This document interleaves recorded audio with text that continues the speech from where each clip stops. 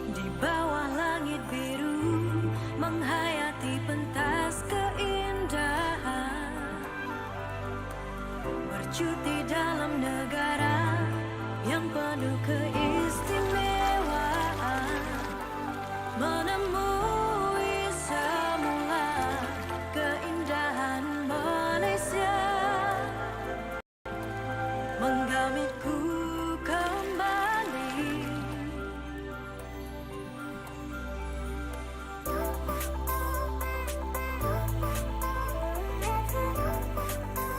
Cuti-cuti Malaysia,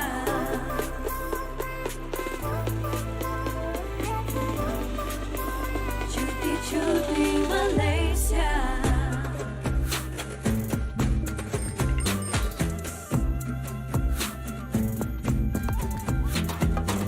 Jom bercuti semua, rehatkan minda, bersukaria dengan keluarga tersayang, kawan-kawan pasti riang, kaya dengan sejarah, berbilang bangsa, adat dan budaya. Alam semula jadi penuh dengan warna-warni. Malaysia mempesona, semuanya kita ada. Malaysia mempesona di mata dunia. Jom cuti-cuti Malaysia bersama. Memori indah pastinya kekal di hati. Menikmati keindahan alam semula jadi, menggamitku kembali.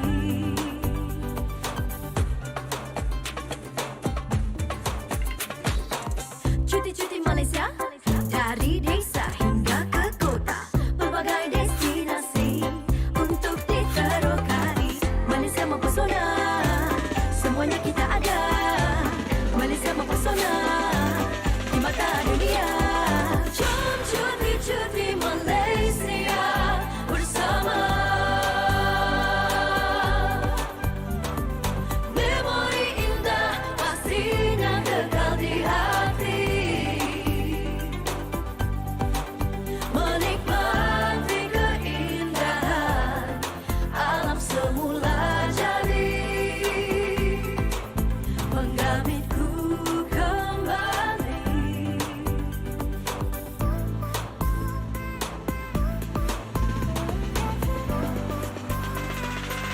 Marilah bersama nikmati keindahan pantai yang terindah, senduang yang menawan, menemui semula keindahan Malaysia, menggamitku kembali.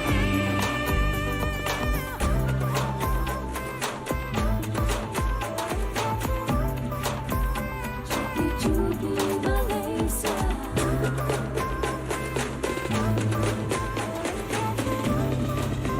cuti-cuti Malaysia.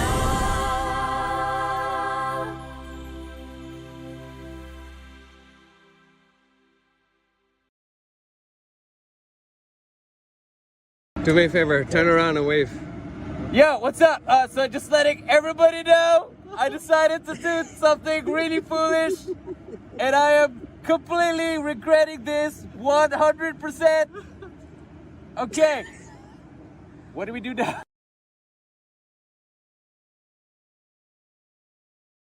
Kedah straight to the Gurun, di mana jambatan di mana terusan Wan Muhammad Saman di sebelah kiri sekarang.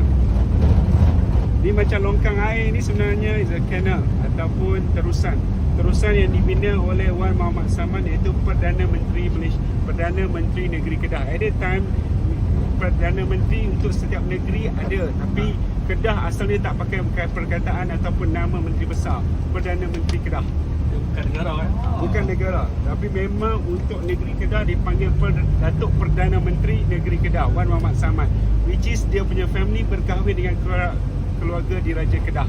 So seorang pembesar berketurunan diraja, perkahwinan campur geraja menguatkan lagi kedudukan bangsawan Datuk Wan Muhammad Saman. So Datuk Wan Muhammad Saman ni mempunyai exposure pendedahan dengan pentadbiran kerajaan di luar pada kerajaan negeri Kedah, terutamanya dengan Barat dan juga Siam.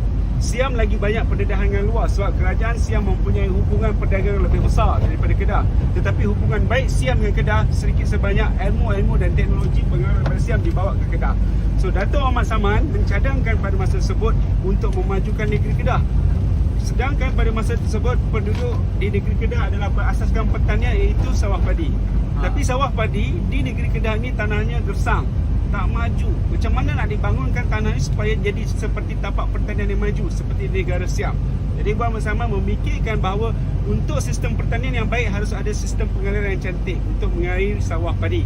So bagaimana nak buat seluas-luasnya tanah di negeri Kedah ini? Jadi Datuk Muhammad Saman berfikir bagaimana untuk memajukan tanah yang gersang ini kita harus menanam padi, which is makanan utama untuk penduduk di negeri Kedah dan jadi pengeluar pada masa tersebut daripada negeri Kedah. Jadi dibinakan dia untuk membina terusan Wan Muhammad Saman bersempena dengan namanya. Sepanjang 36 km daripada Alor Setar straight to the gurun. Dia tak ada belok-belok, straight to the gurun. So look sampai ke sungai Kedah here. Tengok, kita sambung daripada sini. Yeah. Makin We're kecil. here. Yes. For irrigation tau, untuk negeri Kedah, takkanlah for irrigation just more like the size plan ni, bigger than this, even 2 tons, sebab dia boleh bawa perahu-perahu kecil untuk menghubungkan sini sampai ke gurun. So sorry, that canal dibina tahun berapa? Awal hujung tahun 1800. Hujung tahun 1800. Kembangan paling besar untuk membangunkan ekonomi pertama di negeri Kedah. Sehingga sekarang apa benefit kita dapat sekarang? Rice bowl of Rice bowl of Malaysia. Yeah, itulah Kedah. Itu sumbangan Wan Muhammad Saman. Forever, you will remember forever. Yeah, correct. Sumbangan.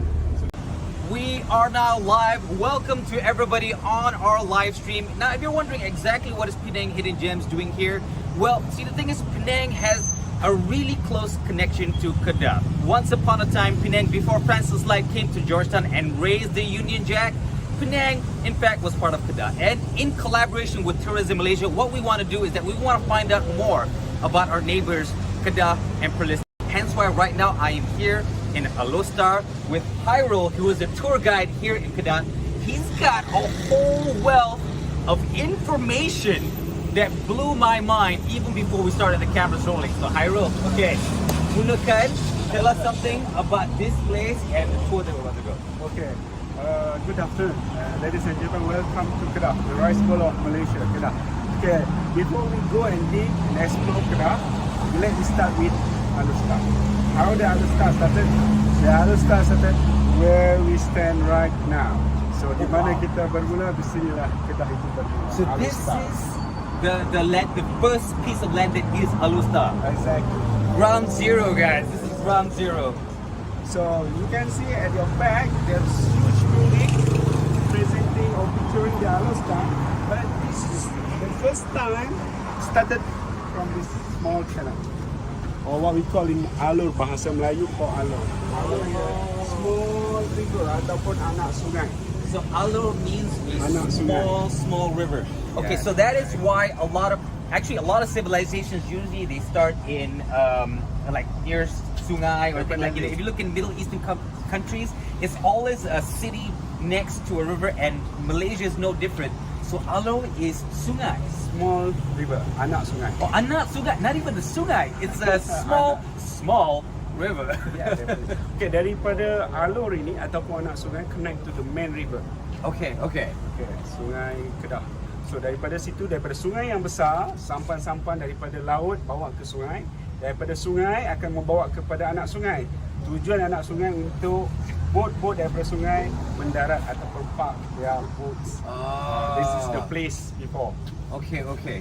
So a lot of the boats, what they would do, basically a lot of these canals and rivers allowed ships and boats to come in, you know, and for those of you not in the know, a lot of that has to do with trade and fishing and a lot of the commerce that goes into running a society or a city or a town.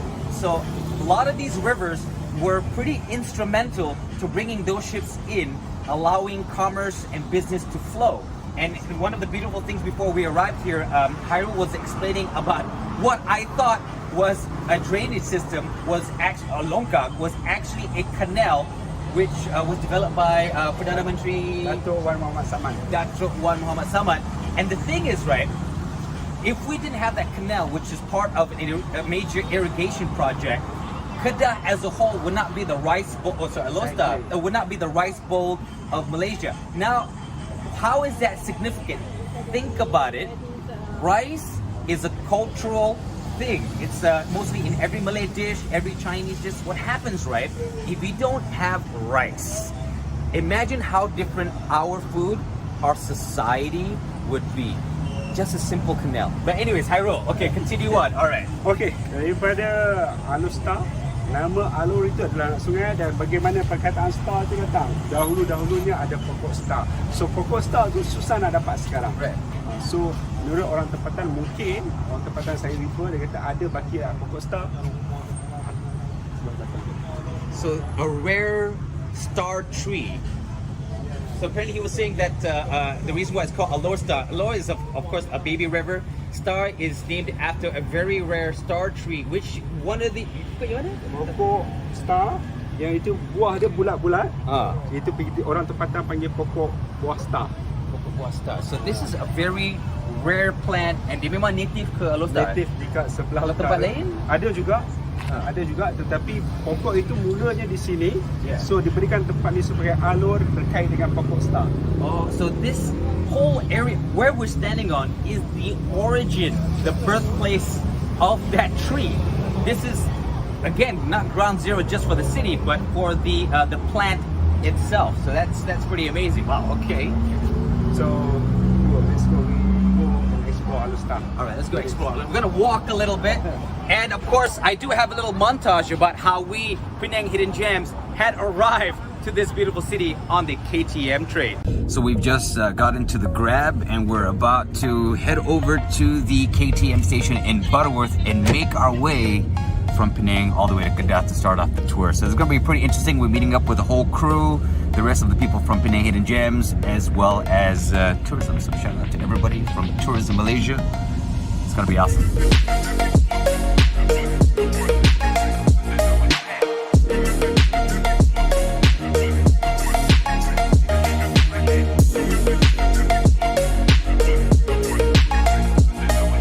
So we had officially arrived at the KTM Butterworth. I got my bag on the side there. I decided to record this pre-recorded video, and one of the reasons why is because I'm loving this. At the KTM station, there is an actual mini library where I can get a book of my choice and read it. Things that I definitely wanted to do on the train was actually walk all the way down from one end to another.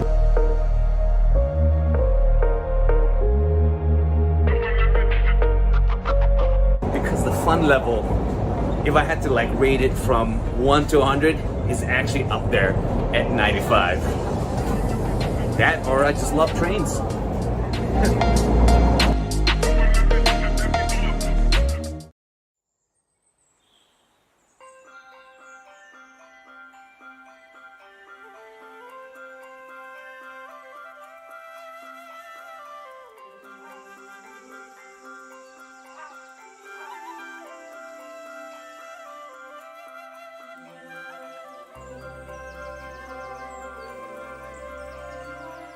Di bawah langit biru menghayati pentas keindahan, bercuti dalam negara yang penuh keistimewaan, menemui semula keindahan Malaysia, menggamitku kembali.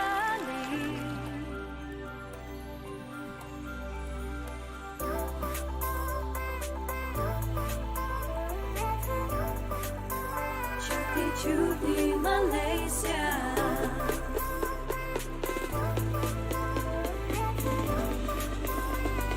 cuti Malaysia.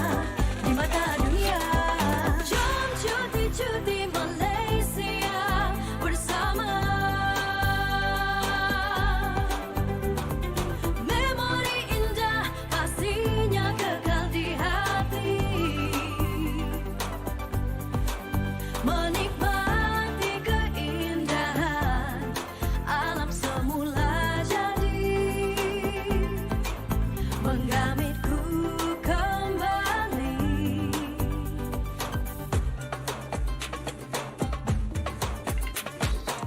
Cuti-cuti Malaysia, dari desa hingga ke kota, pelbagai destinasi untuk diterokai. Malaysia mempesona, semuanya kita ada. Malaysia mempesona di mata dunia. Jom cuti-cuti Malaysia bersama. Memori indah pastinya kekal di hati. Menikmati keindahan alam semula jadi. Menggamitku kembali.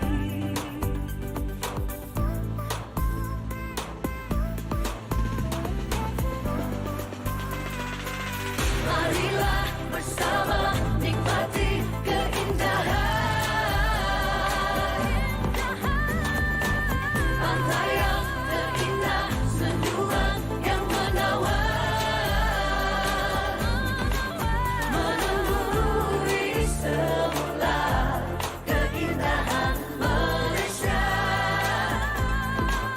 Menggamitku kembali.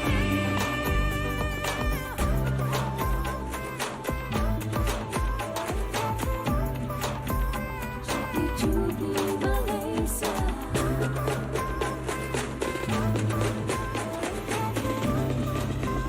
Cuti-cuti Malaysia.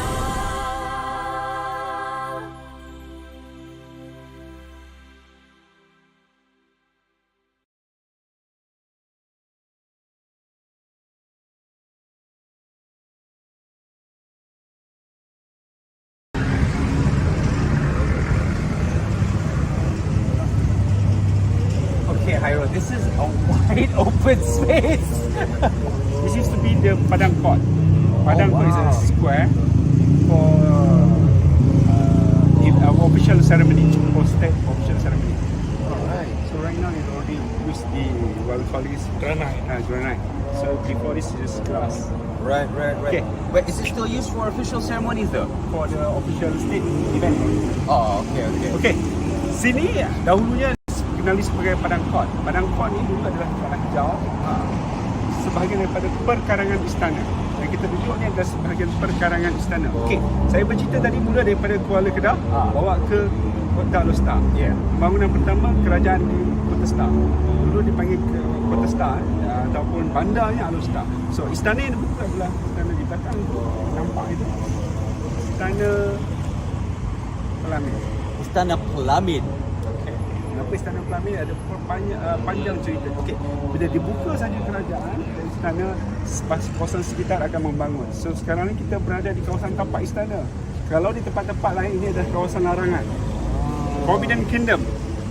So tapak yang kita bincang ni adalah sebahagian daripada istana. So apa yang ada dibangun ni adalah bangunan-bangunan yang bangun kemudian.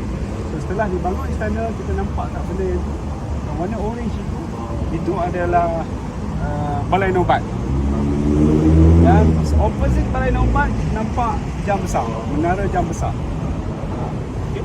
So setelah menara jam besar ada masjid. Apa significant relation between this building? Jadi kediaman ataupun royal family punya house, Royal household. definitely itu adalah balai nobat. Balai nobat akan memainkan alat-alat kebesaran diraja, iaitu alat nobat akan bermain. Okay, especially during the official function, macam pemahkotaan raja, raja berangkat ataupun ketibaan lawatan rasmi kerajaan, dia akan memainkan nobat diraja. Dan balai nobat itu juga akan berbunyi ketika masuk waktu solat. Waktu sembahyang saja dia akan berbunyi, menandakan isyarat masuk pada waktu.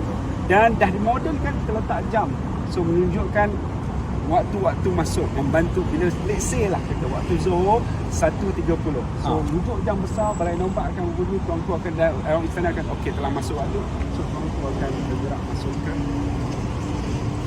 masjid untuk solat. Okay, so basically, essentially, for those of you, our international audience, now this area once upon a time is part of the palace compound. So Hairul was saying that once upon a time this could be considered like forbidden territory for those who are not royalty. But of course now it's open to the public. Hence why you have a lot of these buildings popping up as well. And right at the back was the Istana Pelambung, you were saying? Pelamin, sorry. Pelamin. Ataupun balai besar. Balai Besar. So that was the household of the royals. And of course you have the clock tower and you have the mosque. And once upon a time, time was kept by, you said musicians for my music? Nobat, who would actually signal the time. And as time progressed and things modernized, they built the clock tower. And a lot of it had to surround the times of prayer. So you can see that a lot of the society back in the olden days actually revolved around religion and faith. Hence why then the mosque comes into play. So what would happen is that the clock would show the time for prayers, and then in the palace, the music players, Nobat, is it? Music place is Balai Nobat. Balai Nobat. Sorry, Nobat, not Bobat. Nobat. Balai Nobat. They would basically signal for times of prayer, and then the royal family would then congregate into the mosque itself. So this to perform the salat. So this whole square is sort of symbolic of the procession, the ceremony that goes with every ritual, the prayer ritual that happens 5 times a day. Okay. We go, then we explore surroundings.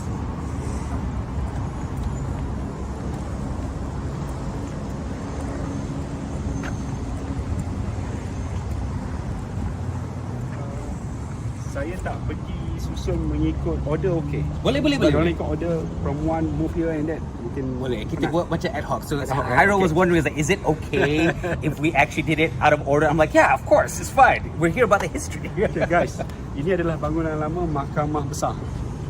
Yang uniknya mahkamah besar ni sebabnya tuan-tuan boleh tengok dia punya tiang. Can you comment what you can see from the pillar? Aku nampak macam there is some British influence. It's a Romans influence pillar punya design architecture. Romans. So ini adalah bangunan kolonial British yang paling awal mempunyai design ni di Kedah.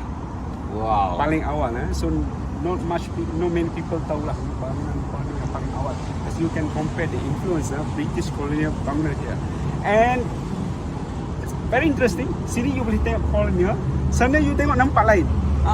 See, this is colonial punya influence. Sana dia akan ada Mongol and Moorish punya design architecture. It's true. That is true. Sebab apa nanti kita cerita. Okay.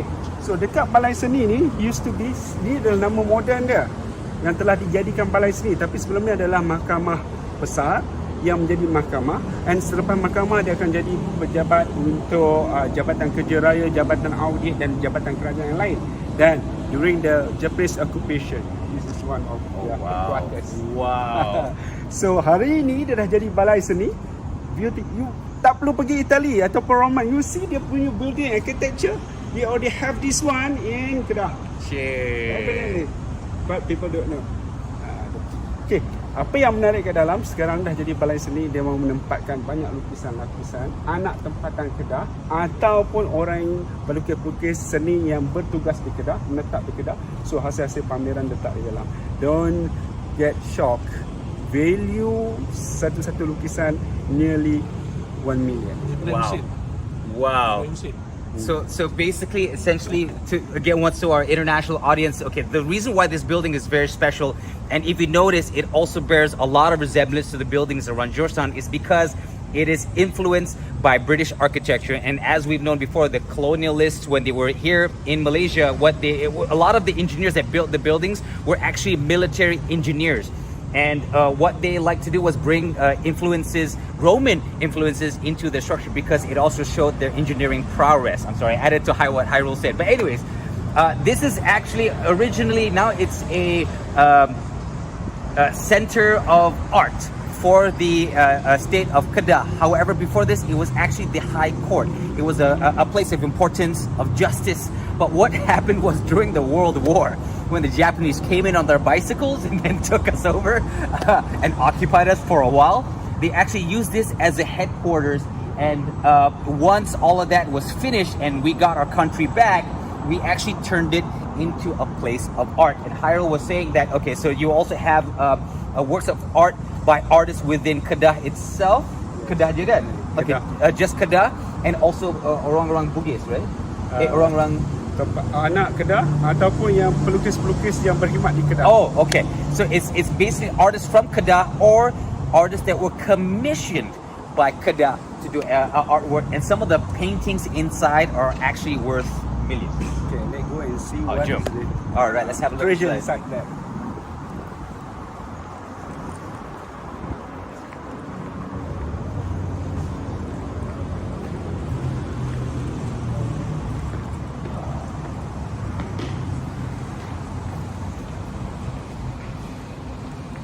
This is actually very amazing. Like, you can feel the vibe the moment you come in. I mean, not only because the air conditioning is on full blast, it just feels so much different temperature-wise from the outside.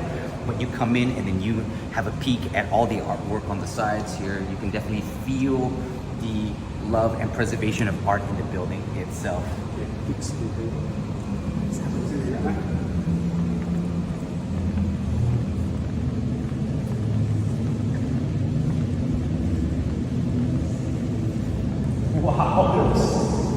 Normally di sini menempatkan lukisan-lukisan yang mempunyai 3 motif.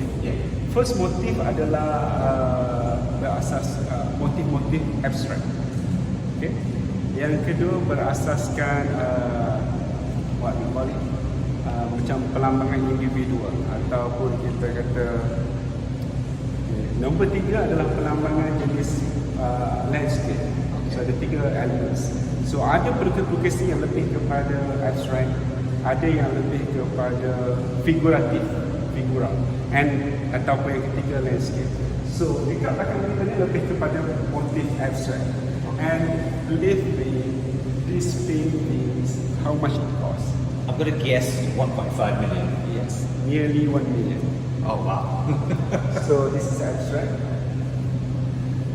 by Anwar Rashid. So a lot of these paintings, a lot of the artwork tends to, what Hairul was saying, they have 3 motifs, which is abstract, figurative, and landscape. Which actually ada sebab tak? Selalu 3 motif ni sahaja. Normally dalam dunia seni, diorang membagikan pada 3 discomponent elements. Ikut penjiwaan pelukis itu masing-masing. Ada yang lebih figuratif, ada yang lebih pada landscaping, ataupun ada yang lebih kepada abstract. So bila masuk kat sini, dia menerjemahkan karya-karya tempatan. So bila selain daripada karya ni, saya nak mencari seni-seni tempatan tu, apa benda yang tersembunyi adalah melalui ukiran, carving, wood carving atau sebagainya. So bila kita nak mencari wood carving, so I'm going to explore indeed. Bangunan-bangunan di Kedah kan banyak wood carving kan, design dia punya roof, the top, dia punya building.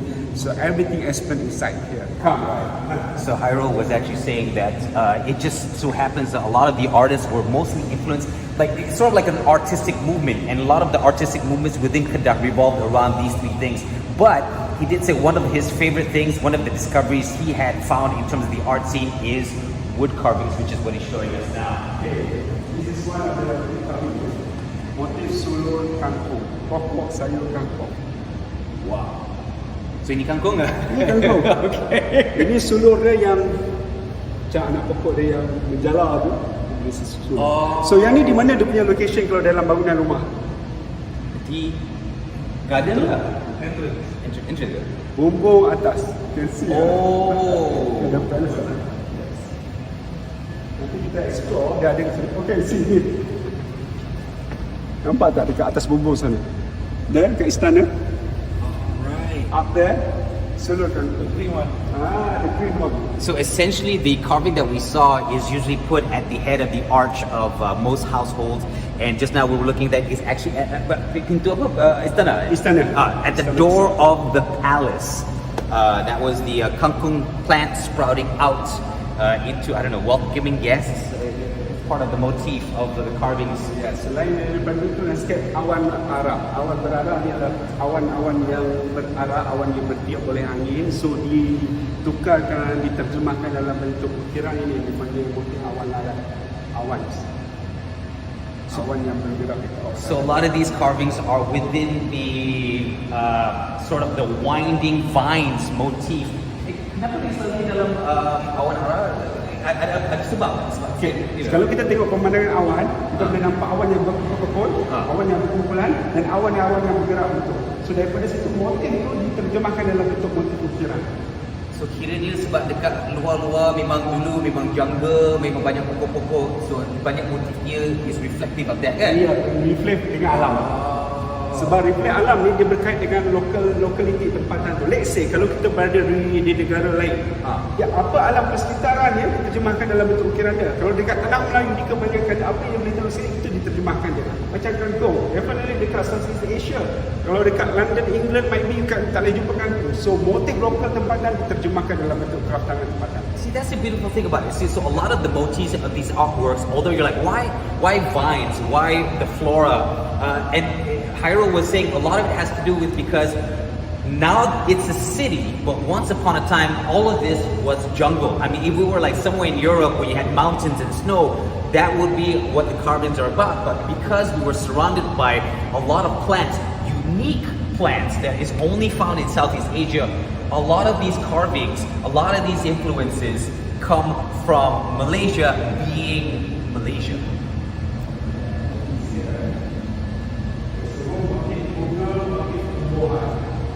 So orang tak tahu bahawa apa yang ada dekat bangunan binaan rumah Melayu ataupun bukan rumah Melayu dia ada motif carving. But people don't know what is the motif all about. But the explanation indeed everything is in this gallery. Ada motif bunga terapung ataupun bunga awan ataupun daripada tumbuh-tumbuhan. Everything is here. But people don't know. Please come and visit here. Everything is here. Yeah, please come. Explaining your building, your home, you know. So the thing is, it's amazing. I love what Hairul was saying. It's just like, because most people don't realize that all this artwork, it's a preservation of who we are, our culture, our history. Most people out there don't know its significance and never come here. So we say, please come here if you want to know about yourselves, especially if you're from Kedah, especially even if you're from Alor Setar. Come see the evidence. Come see the evidence. I told you, everything is here.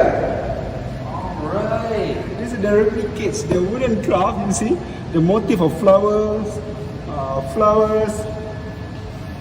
See the motif, everything is here. See? Star, moons. So selalunya yang carving-carving ini semua, it's built into the house itself. Definitely. So it's not meant to be macam on here on the wall and the gallery sini, balai sini, memang disediakan carving. Originally its intention was to be a piece of rumah, window sill, pintu. Right. So ini lebih kepada architecture. So kebanyakan rumah-rumah Melayu dia mempunyai orang Melayu ni terkenal dengan seni-seni dia. So seni itu diterjemahkan dalam bentuk lagu. Wow. Seni-seni ukiran. Seni-seni persembahan. Wah, tak tahu. See? Seni itu boleh terjemahkan dalam pelbagai bentuk. Persembahan seperti nyanyian lagu, seni ukiran. So everything is about arts. See, the thing is, right, what Hairul was saying, okay, it affects me deeply because it's something I didn't know about. So this one I might say more for those who are in the Malay demographic. The Malay race actually is known for being artistic, being an artist, architecture, a musician is in our blood and in our culture. In fact, our own houses is filled with art. Our house is an art piece in itself. So that is why it gave me chills when Hairul was singing, because I was just like, wow, it's sort of like we've lost our identity for a long time since being colonized, since a bunch of different things that happened since we became independent. And as an identity, a lot of those who are of the Malay ethnicity are struggling to find who they are. What is a Malay? And the answer is a Malay is an artist. Sebab kita, it's very obvious kalau kita tengok setiap negara mempunyai culture dia tersendiri.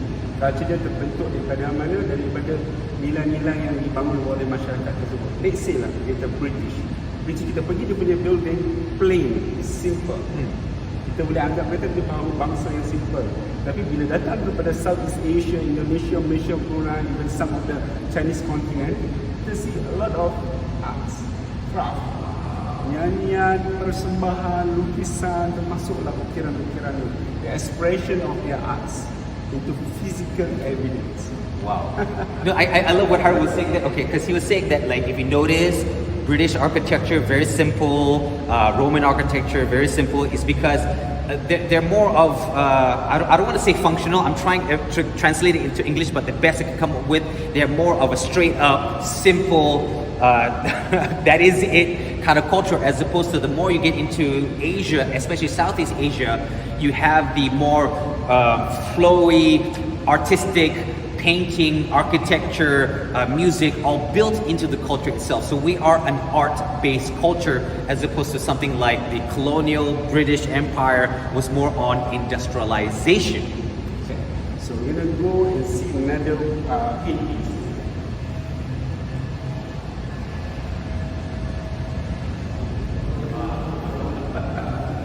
Roman pillars. Sunflower. Wow.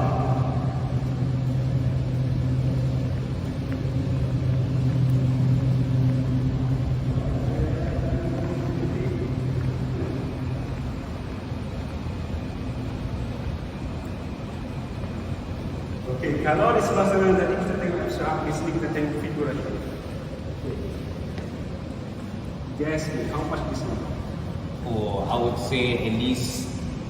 Okay, if I had to sell it at auction, aku akan jual untuk 2 million. I will sell this painting for 2 million.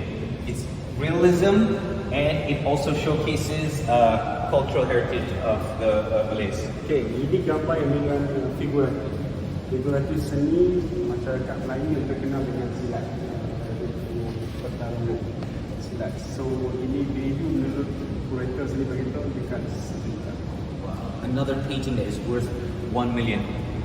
Showcasing, as Hairul was saying, the martial art of those who are of Malay ethnicity. So a lot of paintings here very available to the state, become perbandaran negeri, harta negeri, harga juta. So we done here, we move to the main palace. All right, let's go to the royal palace. But Hairul was also saying a lot of the artwork here has become state property or state archived by the state for its significance to the culture, preserving the culture, reflecting a history that is not usually found. Of course, I'm adding to what he's saying, but expanding more on the meaning of some of the art inside this building. And right now, we're going to be going to the royal palace, one of the foundational buildings of governance of early Alor Setar, of early Kedah, reflecting sort of a different time, when things were a little bit different, and the structures of governance is also different as well. Okay, I nak share dengan you, kita dah tahu di mana permulaan Alor Setar. So sebagai significant symbol pembangunan Alor Setar, kita gunakan satu monumen kubah. Monumen 250 tahun pembangunan Alor Setar. So that is a 250-year-old monument. Dia apa significance? Demikian dia memberikan maklum pada tahun dibina ni adalah umur Alor Setar telah dibina 250 tahun. So Alor Setar kan start 1700. So sekarang ni dekat almost lebih 250 tahun. Tapi bina tu pada awal tahun so umur 250 tahun. So sekarang ni pun dah lebih pada 250, mungkin 260, 230 dah sekarang. So this is a marker signifying how old Alor Setar is. Yes. It's a 250-year-old city, or also, although you did say that it may also be 270 years old, but we're most historians put it at 250.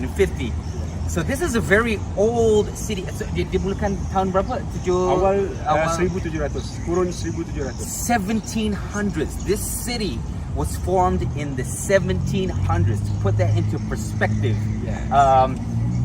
People in the British Empire were still sailing with sails. That's how far back it was. We're talking about like parts of the Caribbean, but way before that also. So that's how long ago 250 years were.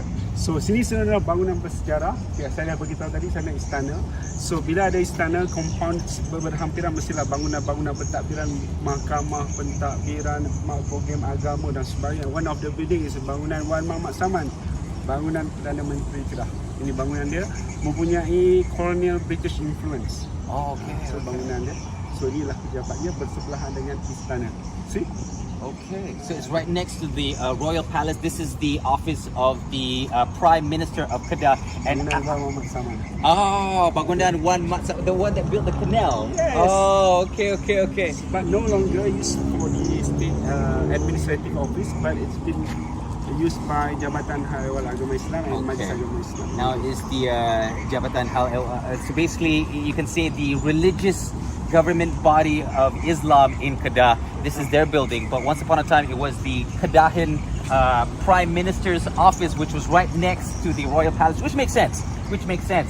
Just like in any other constitutional monarchy or even a monarchy, the Prime Minister's office is usually very near to the Royal Palace for the purpose of proper governance, and once upon a time, to those who didn't know, the Prime Minister, the role started off as the head librarian for kings or sultans, and then that became the role of Prime Minister. So that's why a lot of the times the offices are built right next to the Royal Palace, because the Prime Minister, back in the day when kings ruled with absolute authority, they were the main advisors to the king on the happenings of the day, the rule of law that's being set into place. But a lot of the influence of this building, of course, is based on the British influence as well. You can see that each building has sort of a history juga in terms of architecture. In terms of this architecture, each has its own history as well. So right now, what are we looking at? We're looking at Look at it. The king's head, or the crown head. that's the crown of the king on the top of the minaret.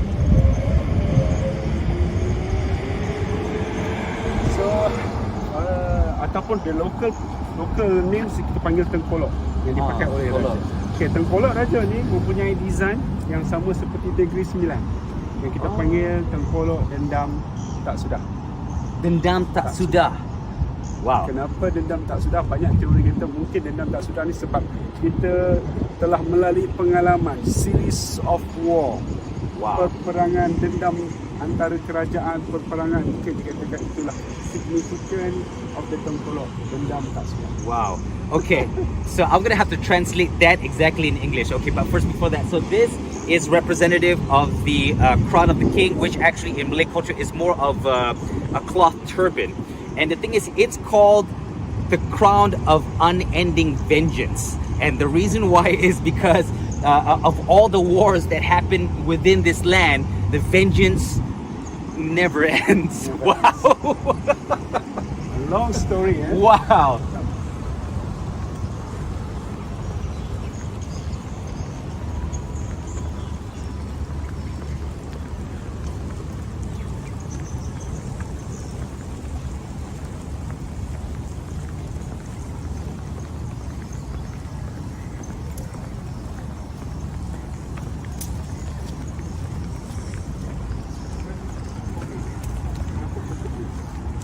Hairul's like, why this tree? Why this tree here in royal territory? You follow that. Okay, look, what we look today is different from the past time. Okay, saya kata tadi ini padang pot, tanah yang hijau, pekarangan tapak istana. Okay, dahulunya gambarannya di sepanjang square ni adalah pokok-pokok yang besar, meninggi dan besar, menaungi redup di kawasan tapak ataupun padang. Wow. So pokok-pokok yang besar itu setelah ditebang dan tiada lagi, cuma yang berbatu itu yang sini. Oh Hampir 100 wow. tahun lebih umur. Tapi people don't know. Pokok ni telah menjadi saksi kepada pelbagai acara yang telah berlaku di sini, terutamanya peristiwa perkahwinan 3 juta. Oh wow. Perkahwinan 3 juta adalah Sultan Abdul Hamid, iaitu pemerintah masa itu, Sultan Kedah, mengahwinkan 5 orang anaknya. Melibat 5 orang anaknya selama 3 bulan 90 hari, memakan perbelanjaan kerajaan negeri 3 juta. At that time, you can imagine at that time. Oh wow. Sekitar 1900 perkahwin 3 juta at that time, yang hampir meranapkan ekonomi negeri, pendapatan negeri, hampir meranapkan. So bagaimana untuk reconcile that situation, Sultan membuat pinjaman kepada kerajaan Siam. Oh no. Okay, some of the historians say, why kita perlu pinjam? Kenapa Tuanku buat majlis besar-besaran tu? Ada cerita ni, saya cerita kat sana. Please remind me. Okay, tapi saya nak cerita tentang Padang Court ni. Okay, perkahwinan 3 juta selama 90 hari, 5 anak Sultan Abdul Hamid. So Padang inilah menyaksikan acara kenduri kendara selama 90 hari, makan percuma kepada rakyat di negeri Kedah, datang memakan.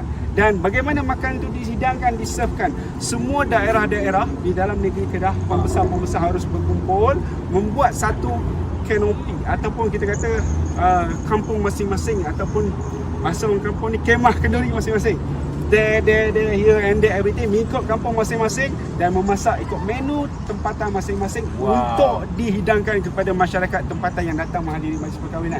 Let's say hari ni Monday, daripada daerah sana, Tuesday daerah sini. Apa yang dihidangkan adalah produk-produk tempatan daripada daerah masing-masing. Gotong royong sama and serve for the nation here. Siapa-siapa yang datang untuk menghadiri. Okay, I'm gonna have to translate this for an international audience because this is wow. Okay, first of all, let's start with the tree. Why this tree?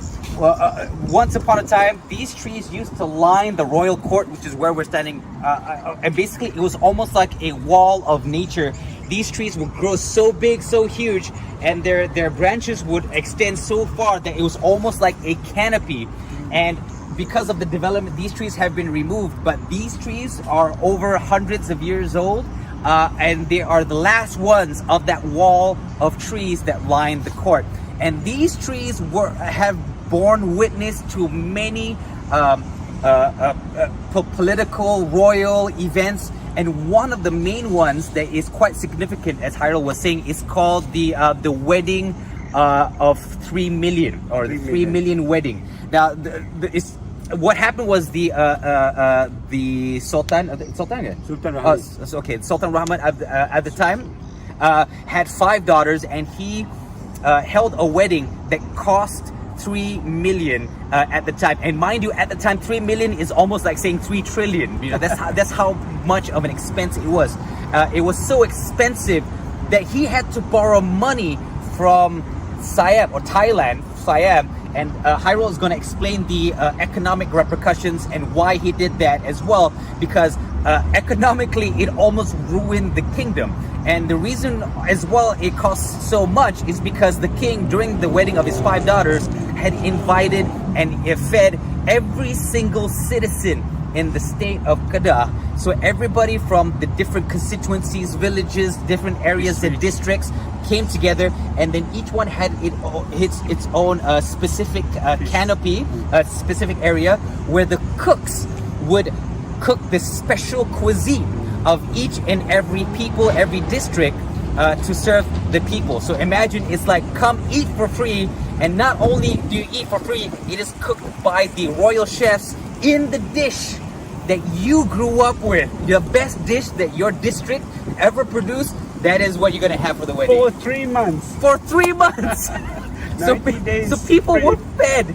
Every single citizen here on this field, once was a field, every single citizen of Kedah was fed for 3 months, 90 days.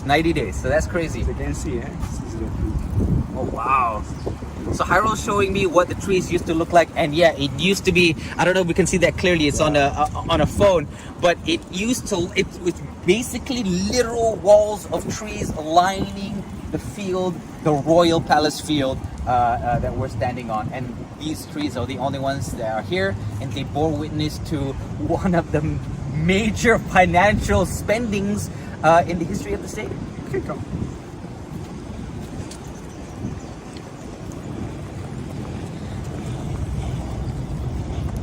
Sebagai daripada compound misalnya kita panggil balai besar ataupun balai mengadap. Okay, so masih lagi mempunyai motif-motif architecture. Bangunan ini lebih menerangkan, memaparkan seni bina ukiran masyarakat Melayu tempatan yang masih dikekalkan. Ukiran Melayu, British Colonial, the Muslim influence from the Middle East.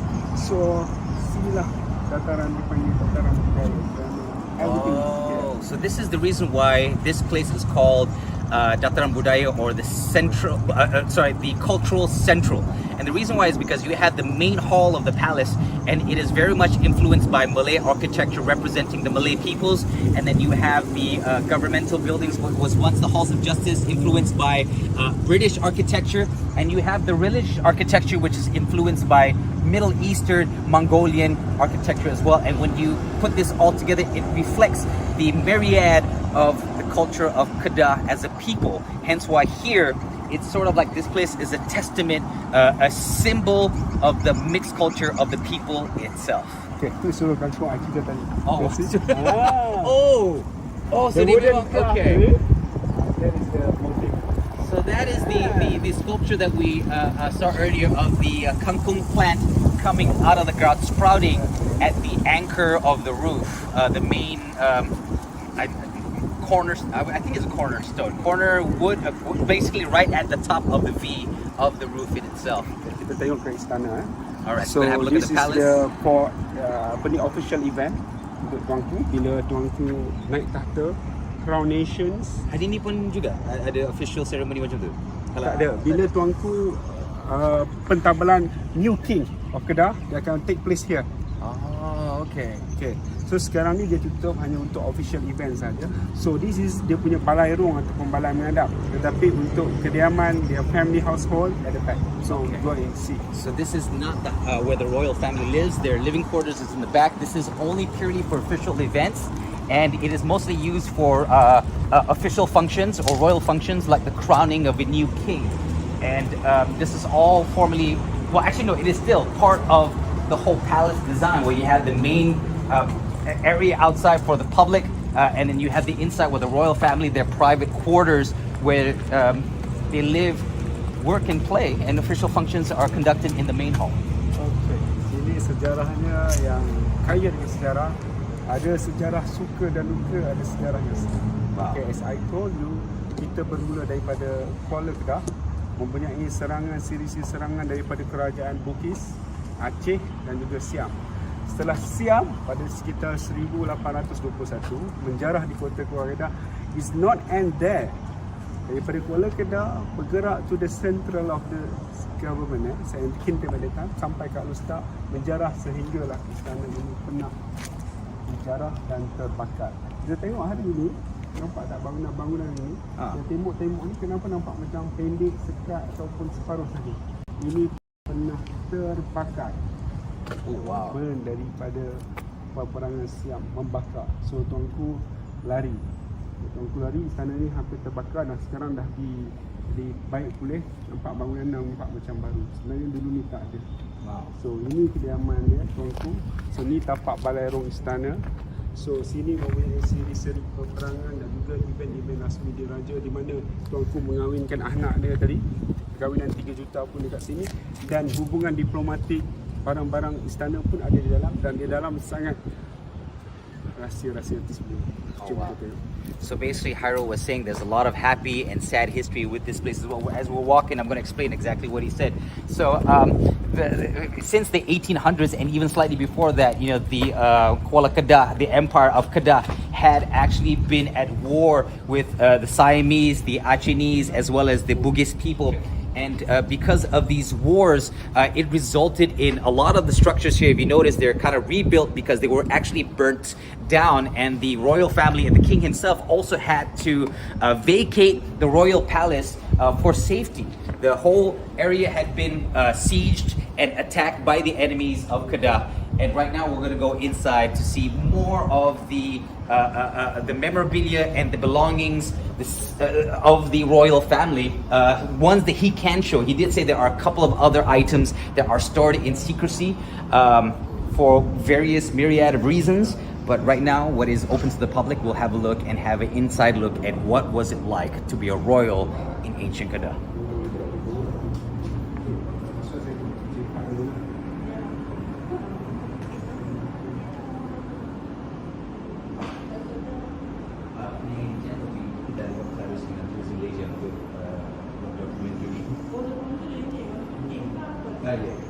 Sikit cerita-cerita dia.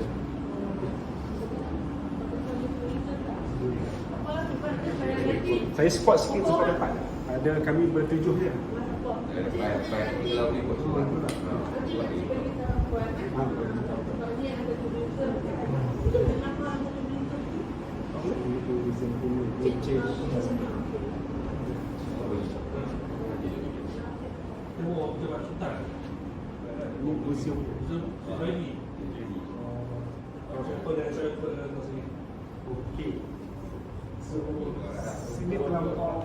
Sini terlampau kaya dengan sejarah. Saya tak tahu nak start di mana. Okay. I love everything here. Okay, let me start with the Kingdom Kedah. Kedah bermula sekitar kurun ke-11 1100 dengan mempunyai raja yang pertama, Raja Demak. Sultan Muzaffar Shah sekitar 1136, the first king. 1136. That was the That mean- first king. Yeah, that's mean older than Kingdom of Melaka. Melaka 1511, then much more older than other kingdom in the state of Malaysia. The Kingdom of Malacca was started in 1500s. Kedah was started in 1100s. That's crazy. A full 400 years before Malacca. So di sini banyak, itu permulaan Kedahnya, dan bila cerita Kedah kita ada beberapa siri yang signifikan. Pertamanya perkahwinan dan juga perperangan. Sini menceritakan everything here. Okay. So yang paling signifikan adalah semasa pemerintahan Sultan Abdul Hamid, iaitu sekitar kurun 1800 ke awal 1900. Sultan Abdul Hamid. Sultan Abdul Hamid penceritaannya adalah antara raja yang hebat. Kenapa yang hebat? Pelbagai ceritanya, kerana salah satunya adalah hubungan diplomatik dengan kerajaan Siam. Okey, kita berperang seawal 1821, kita berperang dengan Siam. Tetapi selepas Malaysia serang takkan nak berperang selama-lamanya, maka terjadi satu perhubungan diplomatik dengan kerajaan Siam untuk lebih baik, iaitu hubungan yang dimulakan oleh Sultan Abdul Hamid dan juga King Chulalongkorn. Okey. Yes, definitely. Okay, Sultan Abdul Hamid mempunyai hubungan baik dengan kerajaan Siam melalui King Chulalongkorn, sehingga King Chulalongkorn berangkat datang ke negeri Kedah, berlayar, dan bahtera baginda berlabuh di mana? Nanti saya tunjuk di hadapan kita. So right now, I nak cerita tentang Istana Pelamin. Di sini menceritakan hubungan diplomatik, perkahwinan 3 juta dan juga perperangan. Alright, so there's a lot of political history as well. Like at one point, the Sultan Abdul Hamid had also created fixed the relationship between Kedah and its old enemy, the Siamese, through King Chulalongkorn. Chulalongkorn. And melalui perkahwinan. Melalui perkahwinan dan juga diplomatic relationship. So basically the long war between Kedah and Siam was resolved through diplomatic marriage and good diplomatic relations between both of the royal kings. Okey. I cerita tadi perkahwinan 3 juta, inilah penceritanya, di mana Sultan Abdul Hamid mengahwinkan 2 orang anak lelaki dan 3 orang puterinya selama 90 hari.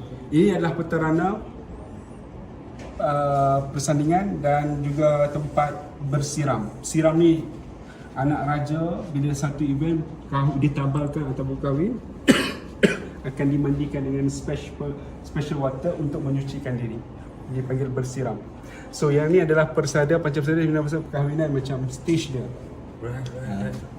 So inilah penceritaan perkahwinan 3 juta. Okey, dekat padang kot di luar tadi sampai tak? Ini adalah event-event yang berlaku dekat padang kot yang kawasan layang lapang tadi. Acara-acara rakyat. Ni majlis persembahan hadiah dari penduduk Kedah. So masa perkahwinan 3 juta tu hadiah pemberian daripada masyarakat ataupun daerah-daerah tempatan selain daripada untuk majlis meraihkan jamuan, hadiah-hadiah dibawa dari negeri masing-masing untuk perkahwinan diraju tu. So this wasn't just any small potluck. As you can see, as what Hairul was saying, there are stages that were built, as well as basically an area where one of the traditions during weddings was they would have the couple also sort of like bathe in a blessed water, and also at the same time there was a boat. Actually, no, there was an area where presents and tribute was provided by anyone or the guest or anyone of importance to the couples that were being married in the perkahwinan, so the wedding 3 million, the 3 million wedding. Wow. Okay. Ini suasana yang saya kata dekat Padang Kot kat luar, which is orang ramai datang untuk memeriahkan perkahwinan, persediaan. Ni pokok-pokok besar yang saya gambarkan tadi. Oh, that was the wall of trees that lined the one that we saw outside. The remaining tree, the 100-year-old tree, it was among those specific trees. Wow. So ni dia punya singgah sana perkahwinan ataupun kita kata pelamin dia lah. The royal wedding ceremony punya stage. So saya nak tanya, so this specific wedding, was it the wedding yang mengeratkan perhubungan Kedah dengan saya? Bukan. Bukan. Ini anak dekat kecil. Sultan Abdul Hamid nak membuat hubungan baik dengan Siam, maka Siam menjodohkan Sultan Abdul Hamid dengan salah seorang kerabat diraja Siam, iaitu Sepa Chandra. Cik Sepa Chandra, Cik Manjalara, semua adalah berketurunan Siam. Dikahwinkan dengan Sultan Abdul Hamid. So daripada situ dia ada ikatan darah perkahwinan diraja antara dua kerajaan. So now we are family. Why should I attack you? Wow. We are family already. So the royal bloodline of the Kedah royalty has Siamese blood in it because of the Sultan Abdul Hamid had been betrothed to a Siamese princess. Royal family. So a member of the Siamese royal family, and because the royal family has this, and this is part of diplomacy back in the days, because now the Kedah family had actual Siamese blood in them, they were no longer eligible to be raided or attacked by the Siamese. Wow, that's one diplomatic move. Go and see.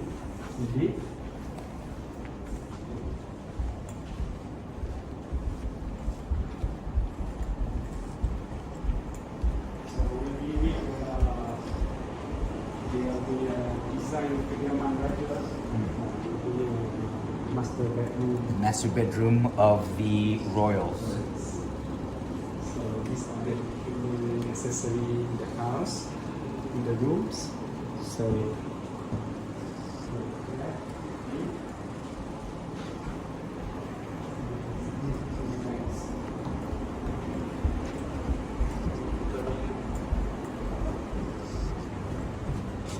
I'm assuming these are the royal platings.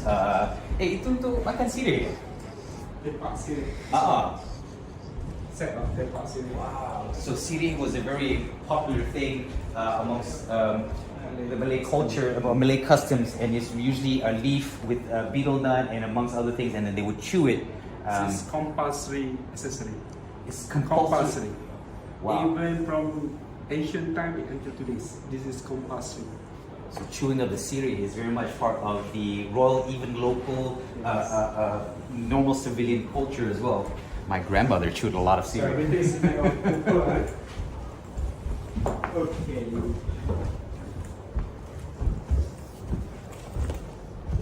I'm going to tell you, this is the portrait of Sultan Abdul Hamid. Oh wow! This is Sultan Abdul Hamid. He look younger.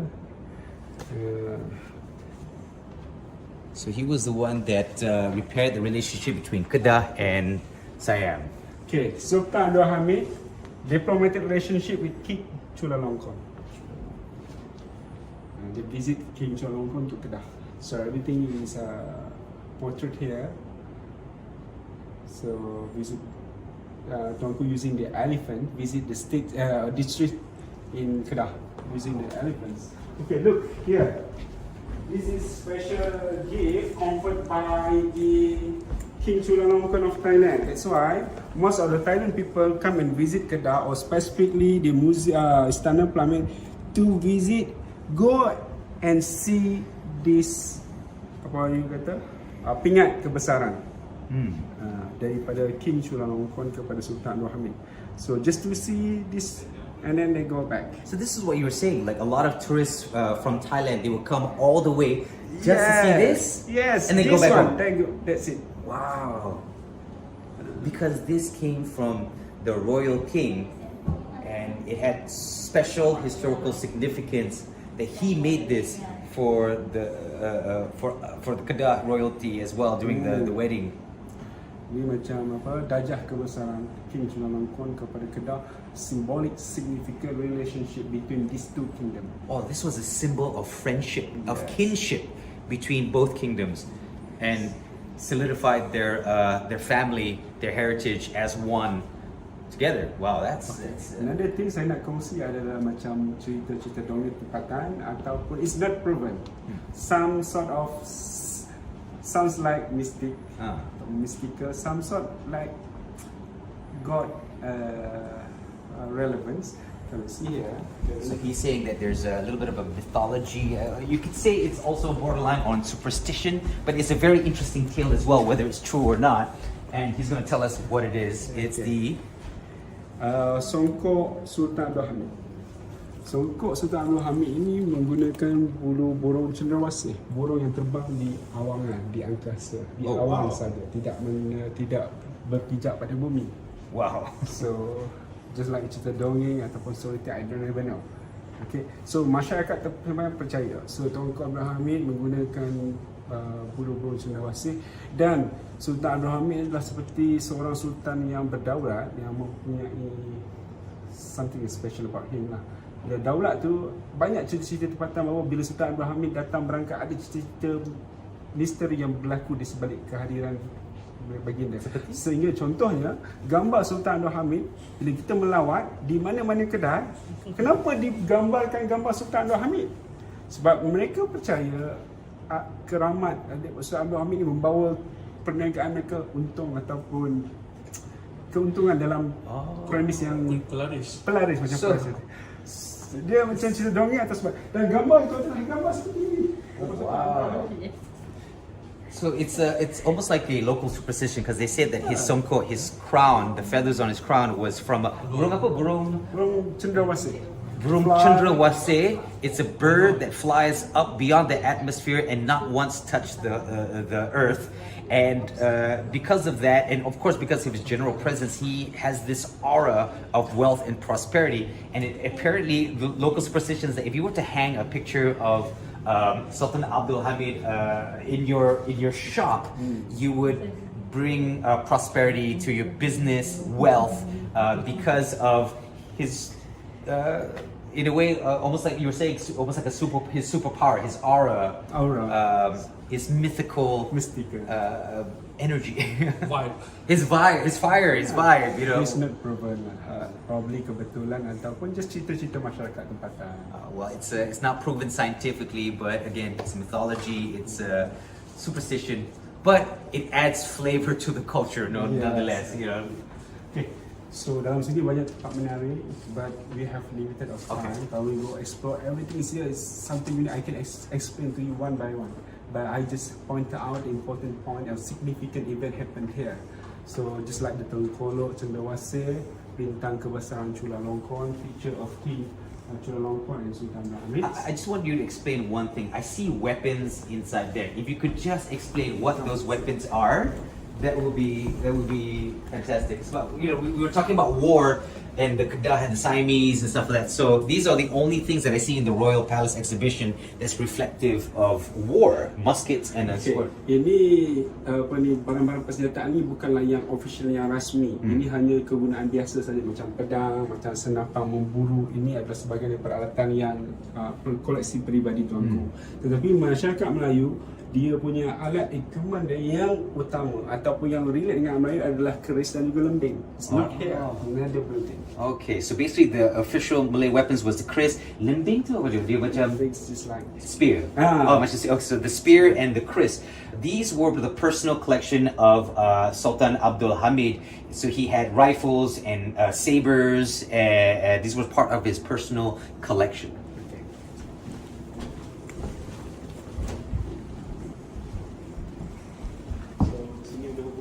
I explain to you, I cerita tentang perbanginan, I cerita tentang misteri, everything is covered.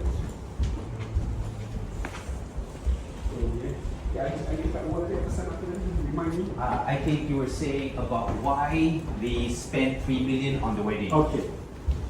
Listen then.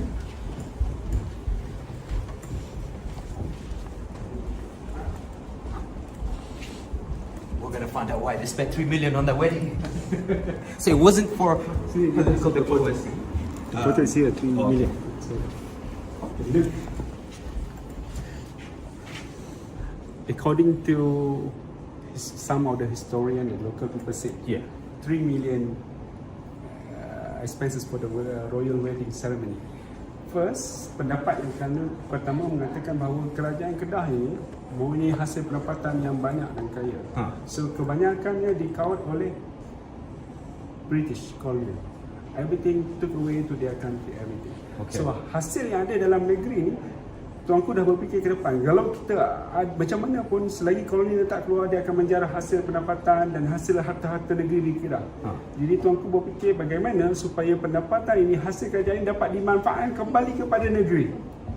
Jadi untuk diberi manfaat pada negeri, why not masa kerajaan tersebut, sistem yang ada yang kukuh, yang kuat adalah sistem beraja, pemerintahan beraja. Bukan ada majlis daerah ataupun pegawai daerah. Biasa institusi raja saja yang kuat yang memerintah. So jadi tuanku berfikir bagaimana rakyat dan negara, negeri Kedah pada masa itu boleh menikmati kekayaan negeri. Kita buatlah acara seperti ini, duit kerajaan ni kita raikan kepada rakyat itu negeri. So dari satu sudut orang lain kata kenapa perlu pembaziran, tetapi tuanku dah fikir ke depan. Sampai bila rakyat kita yang bersusah payah, kering-keringat dan sebagainya, kita tak menikmati apa-apa. Sebab financial administrative controlled by the British. They hold the money and they spend for themselves. This time around, tuanku think, the Sultan think, why not we spend? Oh, that's very noble. Yeah, okay. Because the thing is, like, you know, I was saying, like, okay, so a lot of, when we were colonized, a lot of our resources was taken by the colonialists and brought. None of that was ever spent on the people, mind you. Yeah, we were a colony, but none of it was spent on the people itself. And the established institution, we didn't have Pejabat Daerah, which is the constitutional office, or any sort of official managers of the constituency. We were just here to work for our colonial overlords, basically, and they took all the resources. So this wedding was an excuse to give back to the people, and it was 90 days of you will have food to eat for 90 days confirmed. And it was a plan to distribute wealth back to the people under the guise of a wedding.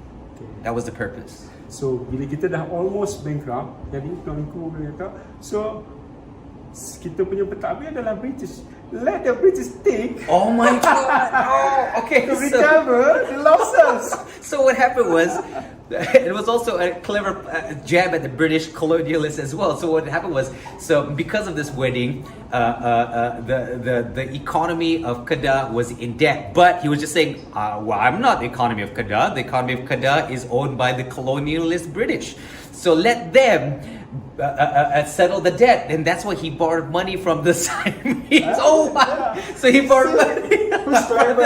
He borrowed money from his enemy, and he said, "Oh no, it's not my debt. It's the British. So they have to pay you." So British made loan from Kuala Lumpur. Wow. Definitely, you borrow a lot of sum of money. So it's not simply so I give you 3 million or money for your state. You borrow kan. So bila you pinjam, it's not simply I give you the money. So there is one rule. I give you money, but with one conditions. You mesti menerima penasihatan pada Siam. So penasihat Siam tu untuk memberi advice ataupun nasihat kepada raja negeri tentang langkah-langkah perbelanjaan dalam lebih berhemah supaya dapat recover the debts. So daripada situ kerajaan negeri Kedah menerima penasihat kewangan pertama daripada kerajaan Siam, which is orang itu adalah orang British juga, untuk menguruskan kewangan hutang-hutang. So everything works out for a reason. So basically what happened was the British, as well as advice from, so what happened was because of this debt, both the British and the Siamese royal family government came in and said that, you know what, we'll help you structure your debt and see your state develop so you can pay back this debt. So the intended effect was the state of Kedah got developed to pay back this debt. So it was a clever plan. He's like, not only did he take money from the colonialists, you know, he also got two empires to focus on the state of Kedah, which they didn't care about at that point in time. They just take everything and gave nothing back. So wow. The condition, you must accept my advisor. That's it. The condition was you don't have the damage. Expect. So, oh wow. So the local administrative led by the British, you have to work together with the Siam's advisor. That's it. Wow. That is a crazy. Well, that is okay. No wonder you wanted to save that story for last. That is okay. So right now we're going to be moving to a different area as well, and we're going to be looking at a lot of different historical sites as well, and further history about Kedah.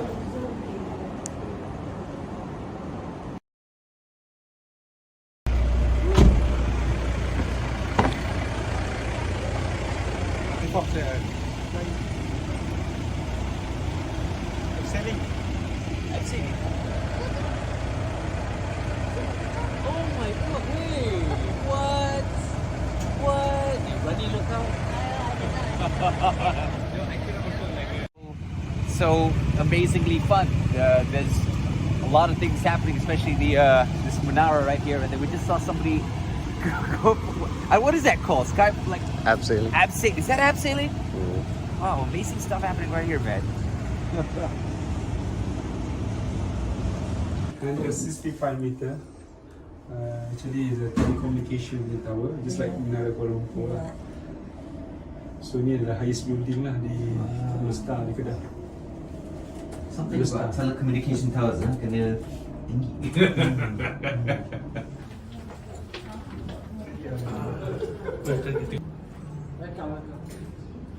So they have this thing called drop zone and snap sky. I'm definitely saying I have a fear of heights. No, but coolness factor of Kedah, of Alor Setar just went up. Most definitely, but no way for me. But if you're into this is definitely something that you can try. It's only like what, $25, $30. Got the phone number there, 016-335-8611, Encik Nas. Yeah, that's not, well, although my name is Nazrul, that's not me though. But essentially, yeah, that's, you can see people, they're already dressed up in, they're here jumping off the side of a building. No.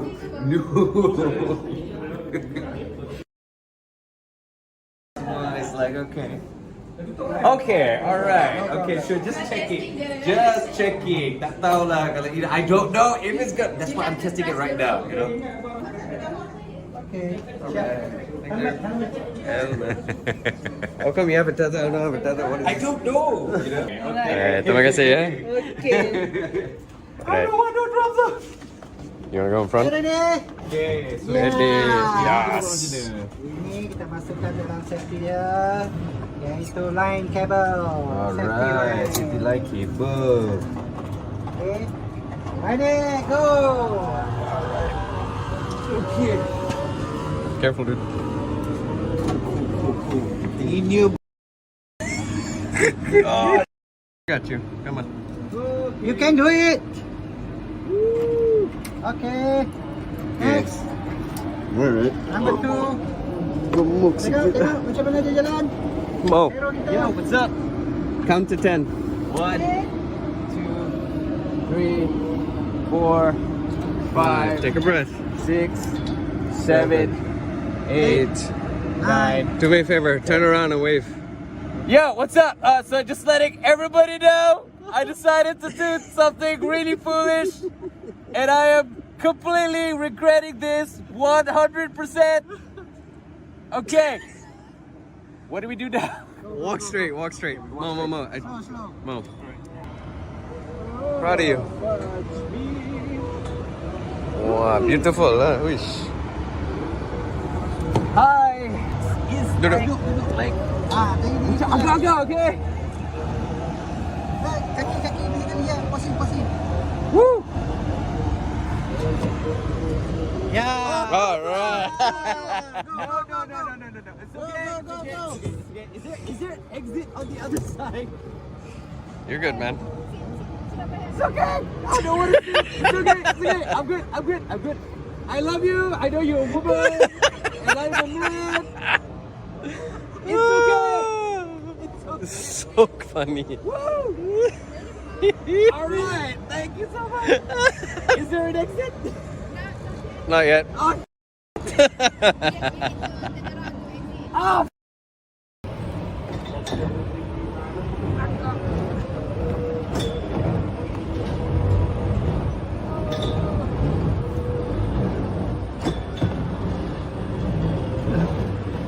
Terus.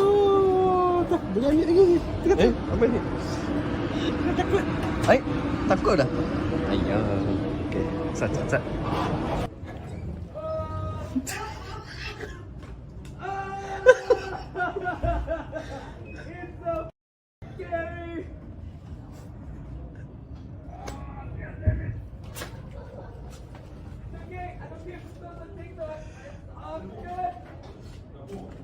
You guys want to see Mo? Lai.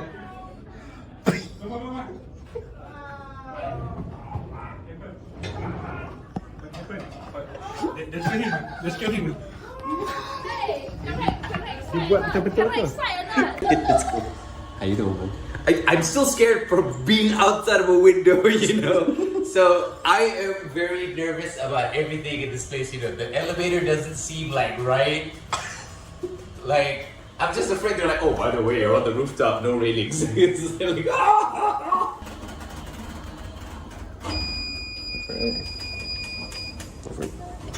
Thank you.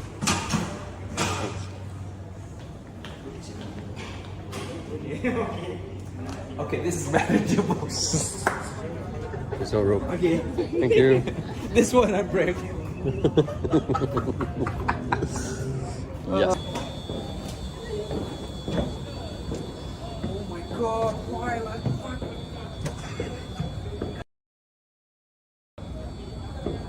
Come on.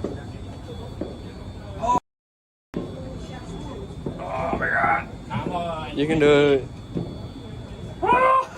Why? Tak kecil ni, pegang ni. I know, but the thing is, it's like glass.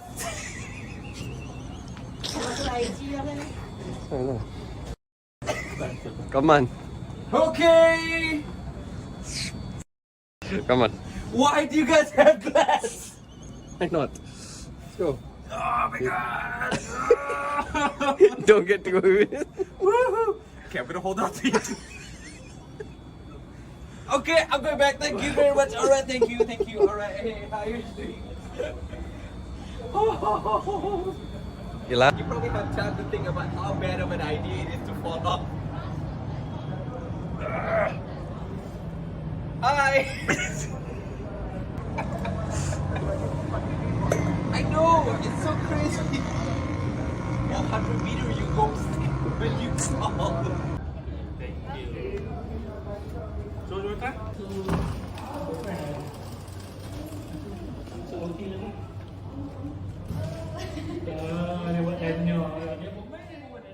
Ada ni pokok petang yang berbaki, majlis perkahwinan, dia punya petarana ataupun tempat bersiram diadakan dekat situ, dekat seperti macam kawasan kolam mandi. Itu ada batu-batu emasnya.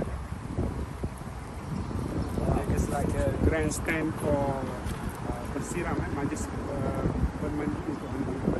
So beautiful wooden palace. Antaranya di Malaysia yang ni yang masih kekal sebab dia menampilkan seni-seni ukiran halus masyarakat Melayu di negeri Kedah. Everything is craft, you see. Wow. Wooden craft. Everything is there. Motif alam, ada matahari, ada pokok-pokok bunga, just like the bunga raya here. You can see pokok bunga kangkung. Bunga padi.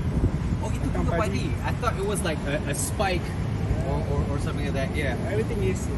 So hanya untuk majlis pertabalan tuanku akan berada di sini. So lepas pada itu ditutup dan tuanku bersemayam di istana yang lain.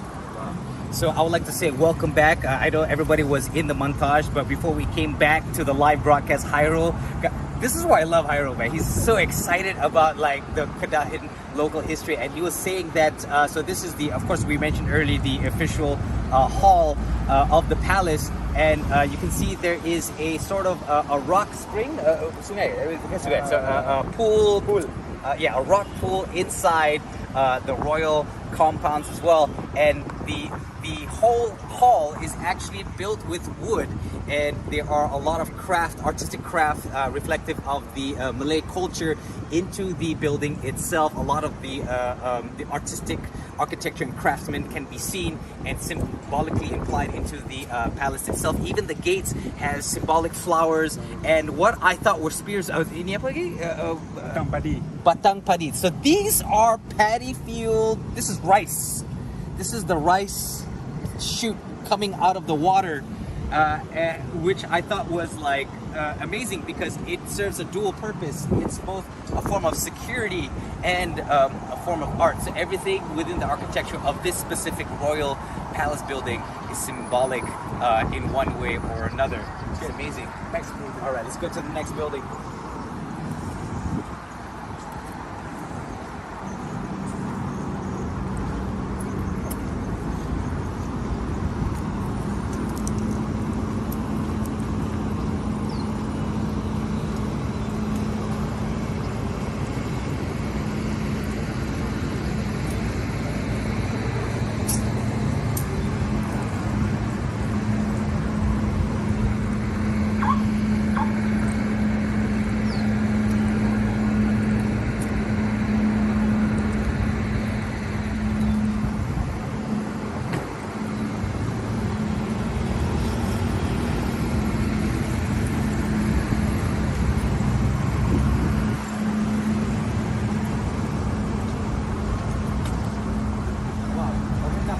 What building is this? Adalah gerbang istana Sepa Chandra.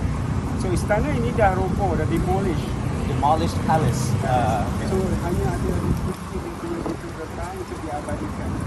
So dekat sini, okay, sorry, istana ni ada tapi bukan dekat sini. So dia punya pintu gerbang dah tak ada. Gerbang dah tak ada. Hanya ada bangunan. Gerbang yang dia punya entering gates kan. So gerbang itu diabadikan dengan acar binaan semula di sini. So this is a replica. So replica ni dibuat bila? Baru saja. Oh, baru saja. Oh, so this is a recent replica because it was actually destroyed. The palace was destroyed dan dibina di tempat lain ke? Istana sebenarnya tempat lain. Okay, so it was demolished and rebuilt in another location, but to symbolize where it once stood, this is the art of the palace and the walkway that once led to where the palace used to be, and it was replicated recently in order to signify the historical building that once was this place.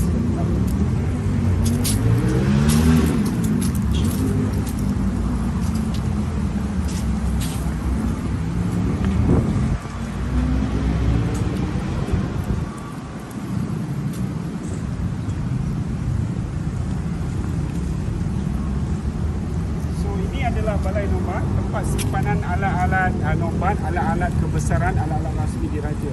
Alat nobat ni hanya dimainkan hanya untuk program rasmi diraja, terutamanya pemahkotaan, kemangkatan dan juga istiadat rasmi, contohnya menerima ketibaan duta-duta ataupun pelawat-pelawat asing. So hanya dimainkan, bukan sesuka hati boleh dimainkan. Ini yang pertama. The second ni, siapa yang boleh main? You, me, you, no. Daripada turun-temurun ahli keluarga pemain sahaja, diwariskan turun-temurun sahaja yang boleh memainkan alat-alat nobat diraja. Bukan sembarang orang boleh main. These are royal instruments that not anybody could play, and they could only be played during royal functions. And the musicians that play them can only play the instrument if they come from a lineage of musicians playing that specific royal instrument. Okay. So bangunan asal dia adalah kayu tiga tingkat, tapi melalui proses-proses perubahan sana sini dibina semula dengan struktur konkrit. So dulu tiga tingkat adalah kayu. So dia akan main juga seperti masuk pada waktu solat dengan jam. Dulu mungkin tak ada loceng jam ataupun sebagainya, dia hanya guna music instrument nobat to signify masuk waktu solat saja. So this is before bells and any modern sirens. So what happened was this used to be a wooden building, a three-stage stage with musicians would play every time it was time for prayers, which was 5 times a day, and once again those were royal instruments played by a royal lineage of musicians. It's crazy when you think about it, the system that they have in place. Okay, then here we go to jam besar, menara jam besar. Go, come.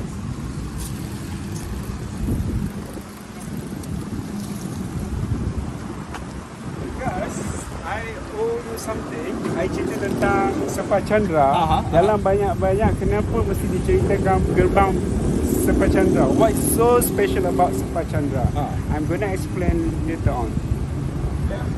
I don't think I need to translate that. He said it all in English. All right, what's special about that? Okay.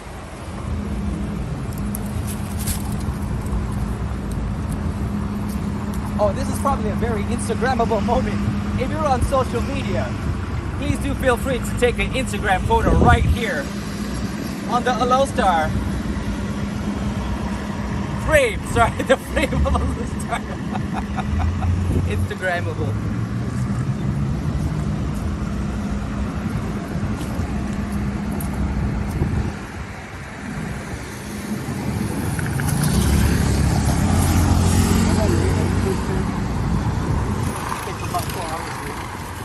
Hours, wow. That's because we're efficient. Hairul say usually heritage tours would take 4 hours, but we're doing it in less. That's it, because we're efficient. Because you got heritage tour, man. Hairul, you make them bagus, go. You're really good. Kadang-kadang orang mau active dia just find out zoom out. No. Go into the slow special one. Because you know what, you are very passionate about history though. And the thing is, your knowledge of history, it's like, it's not, you have the official knowledge and you also have the unofficial knowledge.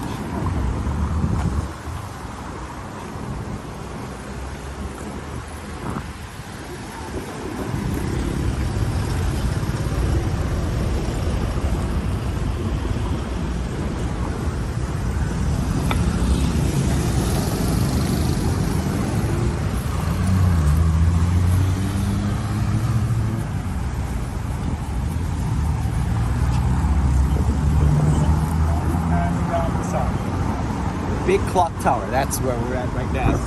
So sekarang kita pergi It says 80 years old there, but Hairul was saying if you really do the math, it's actually 90, So 90 as I years told old. you, dahulu jam menara ni berbunyi setiap kali menjelang masuknya waktu solat. Kemudian kita boleh nampak. See the connection between big clock tower and the balai nampak. Wow. So these are connected. Usually, like I said, during earlier on, Hairul was saying that during times of prayer, the clock. Dia ada losing ke? Tak ada bunyi lah. Ada bunyi.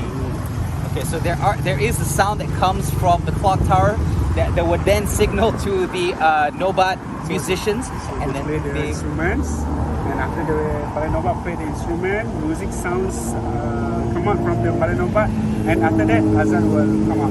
Wow. So it would like ching ching then then okay, all right, good. Then so it's basically that was the musical array that happened during most call to prayers. Wow. Okay, I can't imagine what that's like, because in my head it just sounds like a musical festival 5 times a day at every prayer time, calling out to as many of those of the Muslim faith to prayer at this mosque. Right now we're following Hairul, and then maybe you can tell us more about the religious significance and maybe a little bit about the architecture of why. Well, we know why this is most likely influenced by Middle Eastern architecture, because it is of the Islamic faith.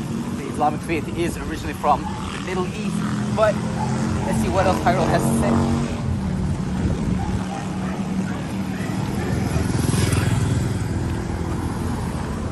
One thing I do love around this area is that we still have really old Malay kampung houses.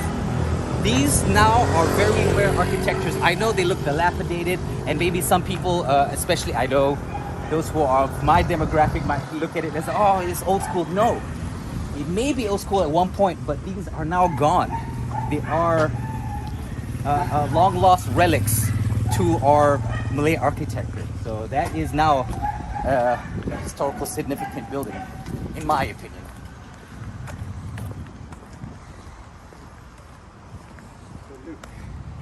Bila kita datang dekat masjid ni, dia hati dia ada satu kegembiraan sebab kecantikan. Satu lagi kesedihan sebab sejarah untuk menjadi benda ini. Sejarah untuk menjadi ini, tuan-tuan dan puan-puan, tahu tak bahawa tempat kita berpijak ini adalah tanah perkuburan pahlawan perang. Where we stand right now. We're standing on the land here that the mosque is built on. Is the burial grounds of pahlawan, the bahasa Inggeris adalah warriors. warriors. Kedah warriors that had fallen in battle. So there, Hairul was saying there is sort of like this weird juxtaposition, this weird duality, where you feel happy for the beauty of the architecture of faith, but also at the same time you're reminded that this once was a battlefield filled with the bodies of the brave warriors of Kedah in battle. And so this land was the location of a great many moments of bloodshed in the history of Kedah, in the greater history of Malaysia.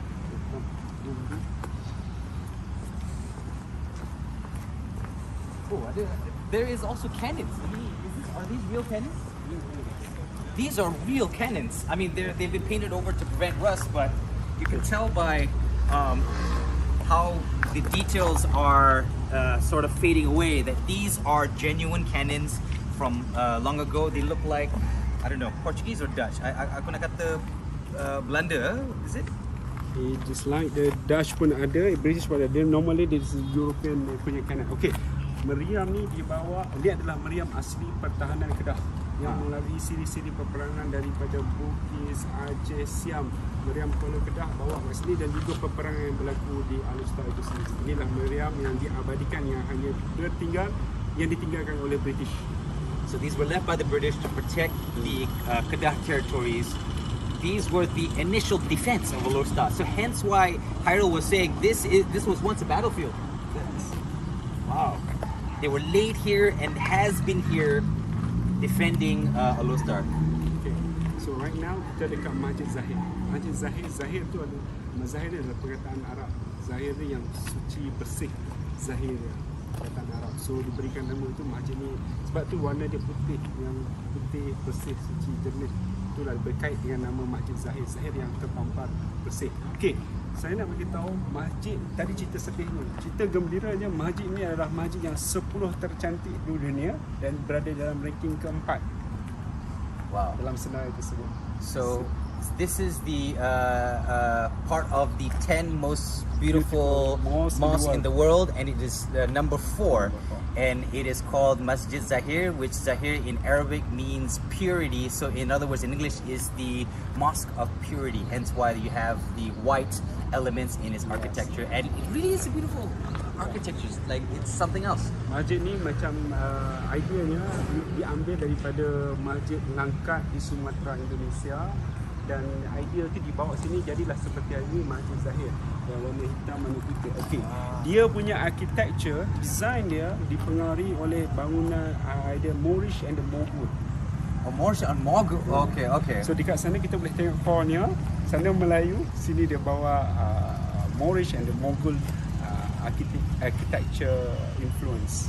So not only did the Mongols influence European culture, it also influenced the architecture of this mosque in Southeast Asia. Kita tengok apa yang unik pasal masjid ni. Come.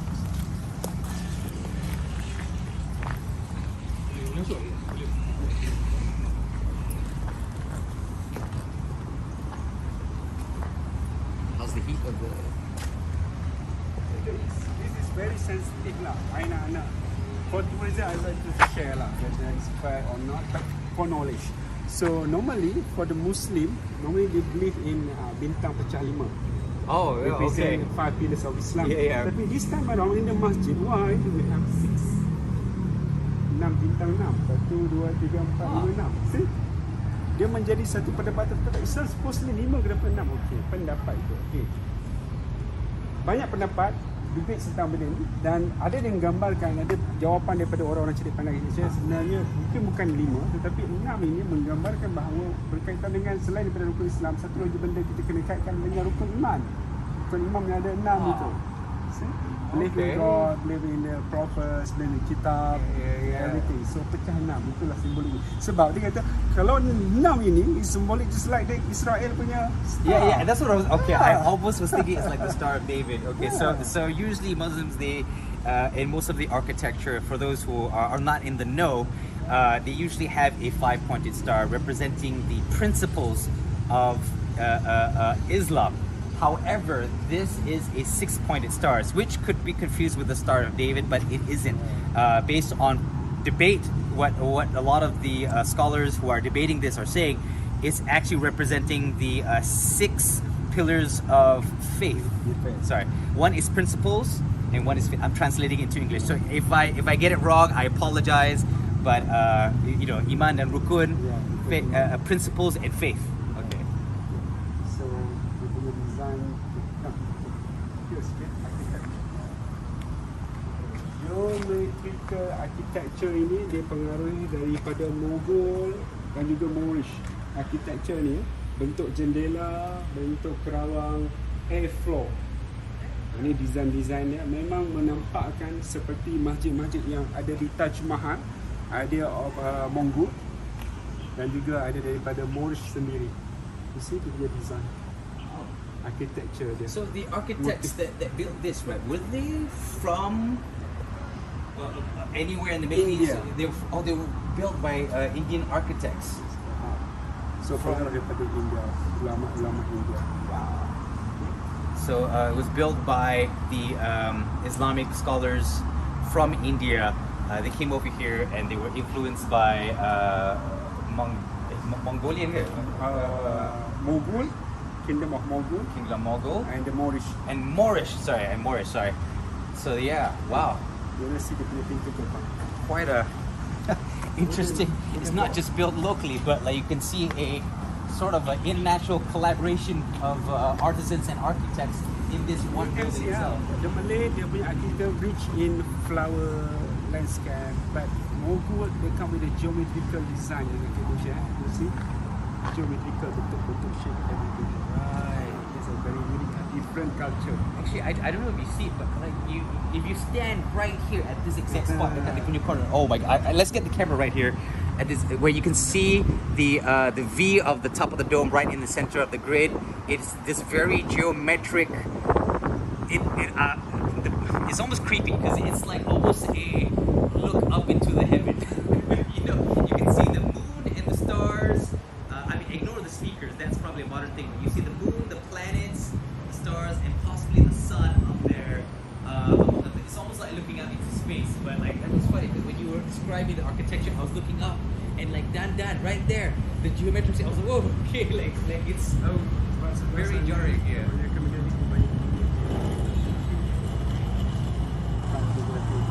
Dekat sana kan tanah dia tandus, bukan banyak sangat macam tumbuh-tumbuhan alam. So banyak dia lebih kepada design geometrical. See, what Hairul was saying earlier is actually very true. We have a lot of vines and flora in our sculptures and buildings because we were surrounded by plants. A lot of these architects, the cultures that they were drawing from were desert culture, and you know you see a lot of harsh angles because of hard rock or mountains or caves. So that's why a lot of their architecture was more geometric, more harsh corners, sharp edges, as opposed to Malay, like the ones you can see in the palace, are very wavy, a lot of curves, a lot of bends, and more influence on paddy fields and stuff like that. This is more cave culture. So you can see jungle people, jungle culture along with desert culture together, and is represented in their architecture. In one place. Okay, something I'm going to tell you. Nampak tak curve arch tu bentuk bulan? Yeah. Bulan So kan? the crescent of the moon. So perasan tak? Semua struktur bulan ni dia parallel, sebaris, selari. Dia tengok tu menghadap ke sini, dia punya tegak tu ke sini. Yeah. Itu sini. Sebenarnya kita memandang ke sana adalah struktur dia dibuat bila memberi gambar apa tunjuk sanalah kiblat ni. Kita harus memandang lagi straight itu adalah kiblat ni. So memang betul pun kiblat kita ke sana. So dia susun semua struktur macam tu. So all the Everything. moons in the whole property are facing the exact same direction, and they are facing the Qibla, which is the direction towards Mecca, where the Muslims pray towards that. For those who, again, not in the know, we're learning about other cultures. The Muslims pray towards Mecca. Mecca, because the crescent. So basically, if you're ever in doubt, where is the Qibla? Look at the crescent, and you are facing Mecca. So we're going to see another structure here. Okay. Anyone ask me how many is pillar available in this mosque? Ada berapa? 1, 2, 3, 4. 1, 2, 3. I don't. I'd say agak-agak 28. I don't know. No. To be exactly 261. Wow. In one mosque. 261 pillars, just like this. Pillars macam ni dia ada struktur single, double, triple and fourth. Just like ni fourth, two single. You're gonna see double and triple over there. Come. He's very excited about these pillars, but I'm actually kind of curious about the significance of why it comes in fours, doubles, and singles. Maybe structural integrity. So, kenapa ada yang 4, ada yang 2, ada yang 1? Ada sebab? Is there a reason? Okay, dia cuma design ni bawa daripada Mongol dan juga Moorish ni. Dia kaya dengan ruang-ruang yang luas dan tiang-tiang ini untuk support dia punya beranda atas. Kalau kita tak boleh naik atas tau. Architecture, penganalisis architecture, pakar-pakar itu dah datang. Sebenarnya ruang masjid ni dia ada beranda yang bertingkat-tingkat struktur bumbung ni, the rooftop. Dan rooftop yang berat ini harus disupport dengan tiang yang banyak. So arkitek pada masa tu untuk menyokong roof bumbung yang berat ini, so dia kena banyakkan tiang. Okay, believe me, you go all over Malaysia, throughout Malaysia, you're gonna see masjid-masjid yang influenced by the Mongol ataupun Indian, Southern India, macam Masjid Jamek, di KL, Masjid di Melaka, mana-mana masjid jenis Jamek, perasan tak? Dia akan ada veranda yang luas dan dia ada tiang yang banyak. Go and see everything. Masjid Kapitan Keleng in Penang. Exactly. Dia ada veranda yang luas ruang dan tiang yang banyak. A wide Masjid open Jamek Kuala Lumpur. Yeah. Same influence at that time, pengaruh daripada sana. So dia akan bawa design yang sama di mana-mana tempat di Malaysia. Influence yang sama daripada selatan India ataupun Middle East, sedikit pengaruh daripada Moorish. Again, dia lebih kepada, see, again, it's part of that culture because, like, you know, Middle Eastern culture, wide open spaces, desert. But yeah, like Hairul was saying, because most of the mosques that were influenced by Mughal designs are they have wide open verandas and they need pillars like these to support that kind of structure. And even the ceilings here are multi-tiered. They're multi-tiered terraces on top of the building. Hence why some places you have 4, some places you have 2. Is actually to support this multi-tiered structure here, which is very abnormal in mosque structure unless they're influenced by Mughal or Indian Muslim. Apa lagi? Itu juga. Mongol, Moorish, sorry. I keep forgetting the Moorish people. Sorry. Apologies to anybody with Moorish So you can descent. see itu single pillar, double, four, and then triple. Everything's here. Almost 261 pillars here in one mosque. Structural choices right there. Yeah, look. Bersebelah di belakang ini.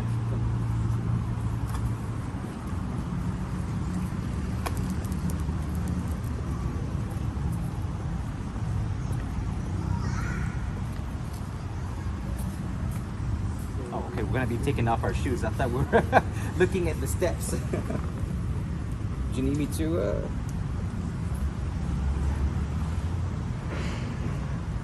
So you can see a lot of beautiful infrastructure within the mosque in itself. A lot of care and artistic beauty went into the craftsmanship of this place.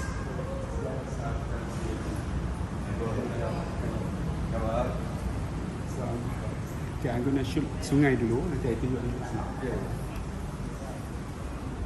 So once again, you can see the craftsmanship in the walls and the various murals, influenced by people of a different place, all settled in into one location, bringing in the craftsmanship and influence. Okey, saya bagi tahu tadi awal bagaimana dulu perhubungan tak ada jalan raya, tak ada kapal terbang, hanya menggunakan jalan air, iaitu kapal-kapal untuk berlalu. Okey, jadi di sana ada istana, Pesta, kediaman Sultan Pemerintah Kedah dan lawatan baginda Tuanku Raja Siam. Itu Kuala Lumpur berlayar dan kapalnya mendarat berlabuh di sini. Anak itu di belakang. This was the river, the union between Kedah and Siam. Raja apa? King Chulalongkorn. Chulalongkorn. His ship arrived right here because back in the day there was no highway or planes. So this is a river of great historical significance. It was the unity of the two families, the two kingdoms, Siamese and the Kedah. Berlabuh di sini untuk berangkat ke istana, bersemayam dan ini adalah sebahagian daripada The compound istana pada masa itu semua compound. This was once part of the royal palace. Sehingga hari ini this is the royal mosque. Royal mosque Masjid Al-Baqir. So beautiful because of the color, the uniqueness, the structure, the design. Everything is you see very huge veranda. Very long corridors and hallways, verandas. Everything the big story.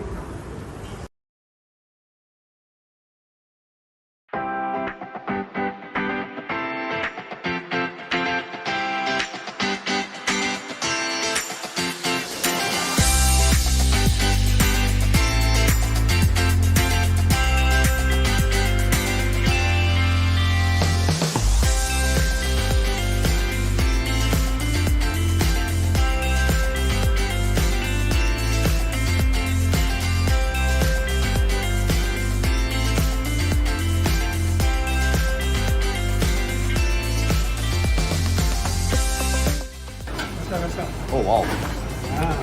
So, So I've had these during like raya and stuff like that, but never fresh. So they're basically like local madeleines. I don't know if anybody has ever tried French pastries. So they're like madeleines, but way better.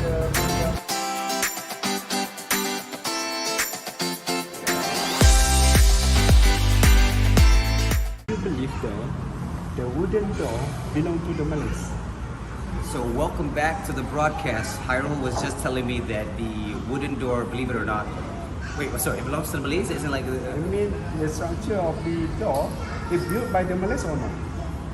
it doesn't look like a Malay architecture actually. So it looks more like Middle Eastern. Come, go and see. We're about to get some really huge revelation.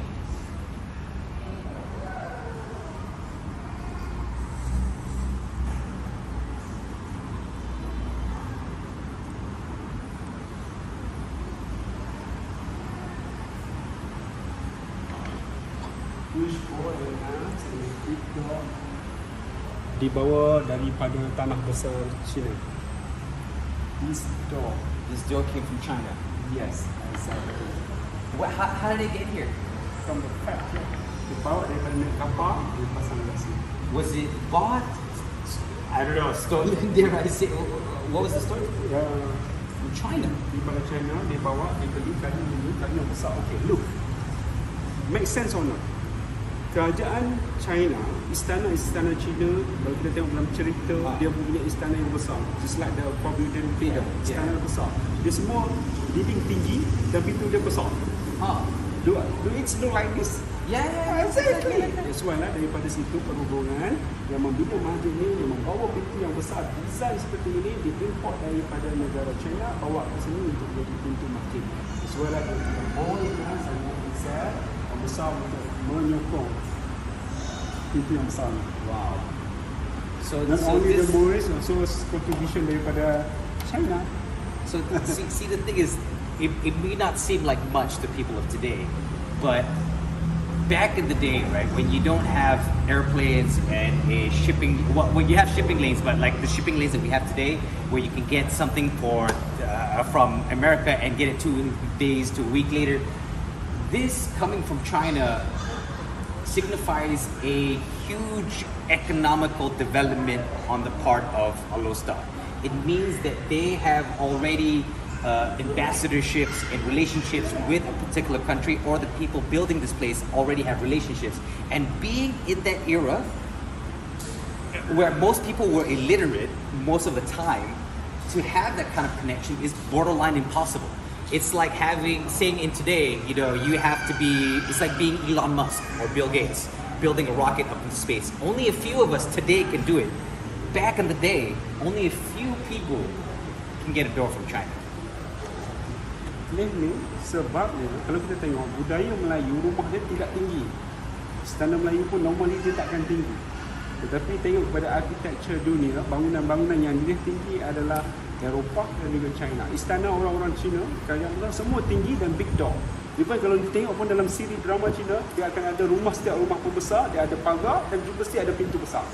Kalau istana, so memang tak dinafikan kalau nak dapat pintu dan besar seperti ini gerbang ni, China is the producer.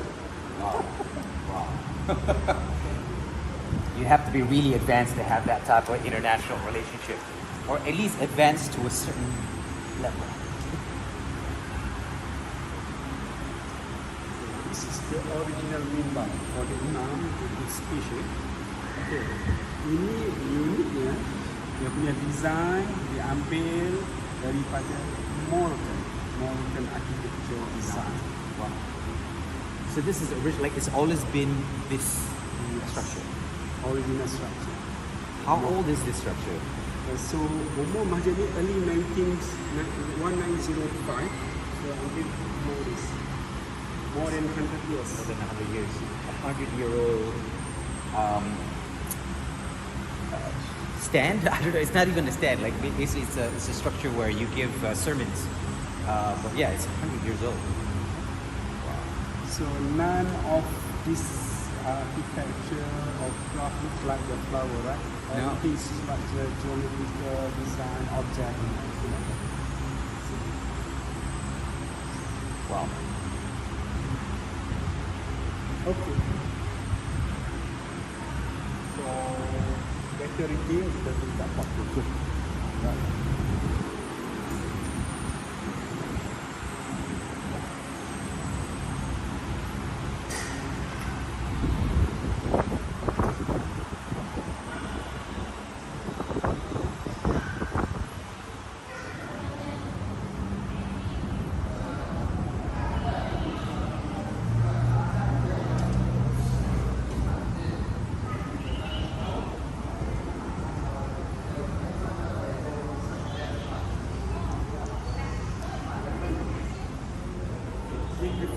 Performance solat, but for you boleh buat ada extra reading kat sini. Everything is every story, everything is written here.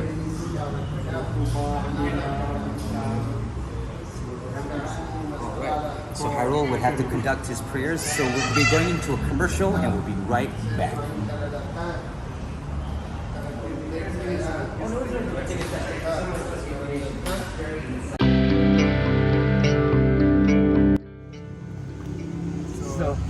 That's the history of the Maxwell Bridge, as Hairul was saying. So the bridge was blown up as a tactical decision by the British. So there was no way to cross it. This is a lot smaller than what it was in the back of the day. So the Maxwell Bridge and all the tragedies that came about in building it was because the Japanese needed hook or by crook to cross this river as an easy transport for all of their trucks and artillery. And aside from just infantry. Even for their tank as well. Oh, right, for their tanks as well. Tanks. World War II, yes, of course, tanks.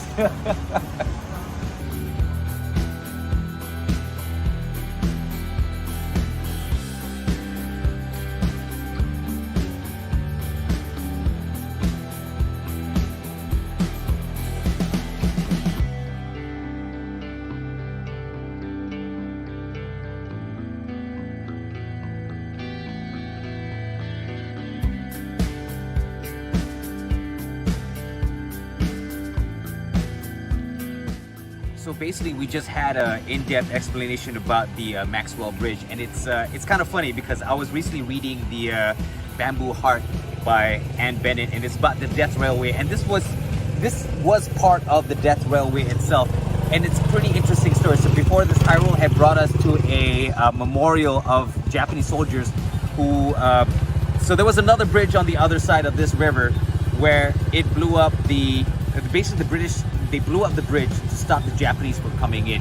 And the Japanese came from Thailand, and that was basically a huge surprise, and that was the reason why they were able to take over Alor Setar and a couple of series. Of course, we have a lot of motorists coming in and out. It's very active in terms of motorists. But anyways, building on that story, the Japanese needed to find a way to transport their artillery, their tanks, and their trucks. So what happened was Maxwell Bridge was already built, but it was built for trains, and then what they did was the Japanese actually took the local populace either through forced labor or enslavement or prisoners of war and forced them to lay down planks of wood across the train tracks to cover up the gaps in the train tracks.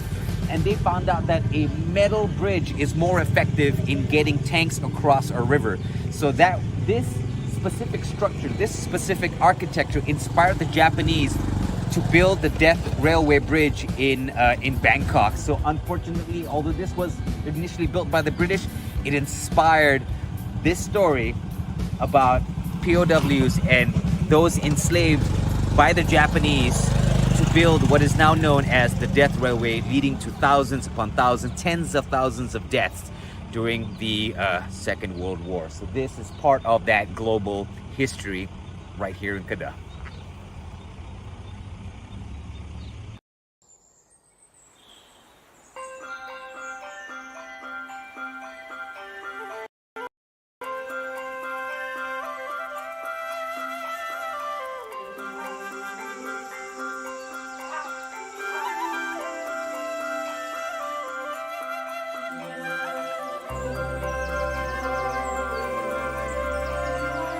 So here we are home, the very place where we belong.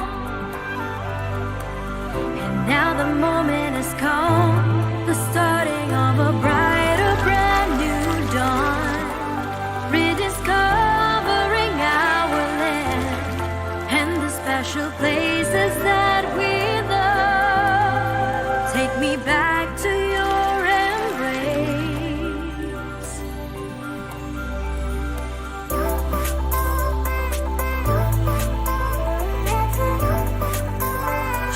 Cuti Malaysia.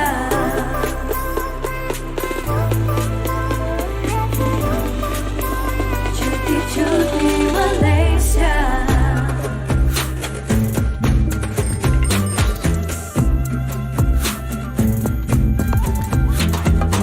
Another time has come to rediscover the land of wonder. Great times with the family, smiling faces everywhere I see. A land of rich history, people of man, creeds and cultures. City colors flow vibrantly. You'll never forget what you see. Astonishing Malaysia, we have everything.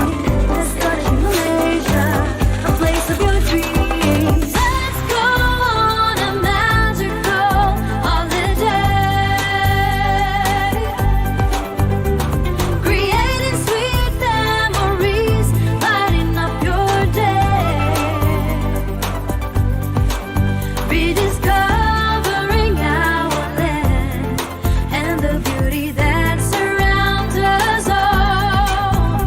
Times we'll cherish forever.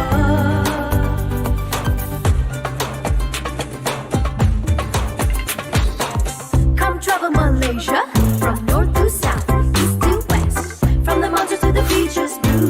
Fall in love with everything you do.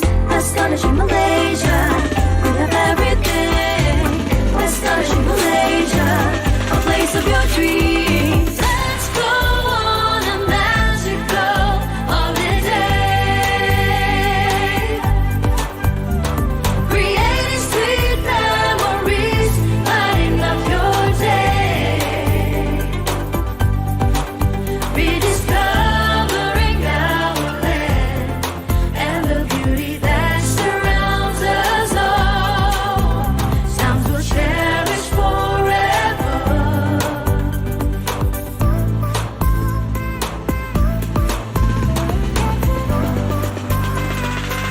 City lights, kampung lights, you know we have it all.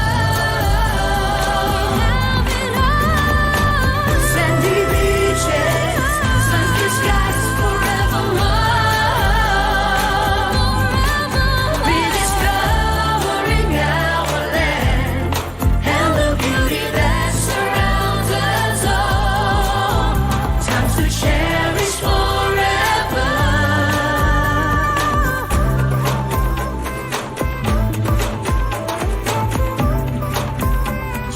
Cuti Malaysia.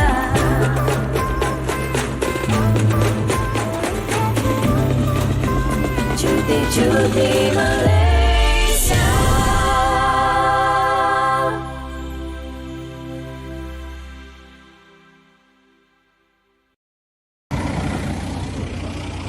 Yeah, disappeared. All right. Let me know when we're ready to go, my man. All right, welcome back to everybody on the live stream. I was actually checking some of the messages there. Quite a lot of you on in the live chat. Thank you for joining us on the Penang Hidden Gem side and, of course, the Tourism Malaysia North side as well. Thank you to everybody, the Penang Hidden Gems HQ, for allowing us that time from when we were taking the break, because that actually gave us enough time to travel from the cultural center right here to the Museum Kota Kuala Kedah. So Hairul was saying that there is a lot of historical stories, sad stories even, that he can relate to us. And I was actually checking out some of the replicas of the British cannons here, which I don't know why. I've just been very fascinated with cannons over the last couple. It's all part of history, you know. All right, Hairul. So, okay. So, apakah cerita tentang Museum Kota atau tentang Kedah, Kuala Kedah? Okay. Kuala Kedah. Di Kuala Kedah ni kita ada kota Kuala Kedah. Kota ni dibangunkan seawal 1600. Awal kurun 1600. So menjadi pusat pentadbiran kerajaan Sultan Kedah sebelum berpindah ke Alor Setar. So bila Alor Setar dibangunkan sekitar 1700, di sini masih kekal sebagai kota pertahanan. So Kuala Kedah sebagai kota pentadbiran dan juga kota pertahanan seawal 1600. Okay? So essentially, since the 1600s, this was a military and governmental institution before it was moved all the way to Alor Setar. So dia pindah sebab yang saya ingat tadi, you kata series of war, they moved it because it was easier to defend, because Alor Setar was more of a high ground as opposed to here. They were constantly getting attacked, and it wasn't safe, basically. So nama Kota Kuala Kedah. Selain nama Kota Kuala Kedah, ada nama lain. Nama lain dia Kota Kuala Pahang. What is Pahang means? Oh, Bahang. Saya ingat Pahang. Saya Pahang. Tiba-tiba. Just like the Penang lah. Teluk Bahang. Teluk Bahang. Jadi Kuala Bahang. Bahang tu kan macam cerita-cerita kepanasan. Bahang. Bahang. Sebab apa dekat dengan Kuala Bahang, orang sini bagi tahu Bahang ni adalah Bahang siri-siris peperangan. Daripada Belanda, Bugis, Aceh, Siam, British. So essentially, Bahang, the word in itself, it means grudge, or something to make you angry, but essentially a grudge. So that's why it was called the City of Grudges, and that's what Kuala Bahang means. It means City of Grudges. And what Hairul was saying, the reason why that is, it has the wars with the Bugis, Aceh, Belanda, the Dutch, and Siams, and of course the Siamese, Thailand. You know, essentially. So all of that contributed to also why the crowd was the unending vengeance, the apa dendam yang tak sudah, the unending vengeance, and then patut nama semua macam, you know, banyak dendam. Okay, like there's a lot of grudges, it's war related. So basically, the history of Kedah is very much war. Definitely. A long story. Okay, go. Tell me, go and see. All right, let's go inside this wonderful history of Kedah, filled with wars, tragedy, heroism. Original structure.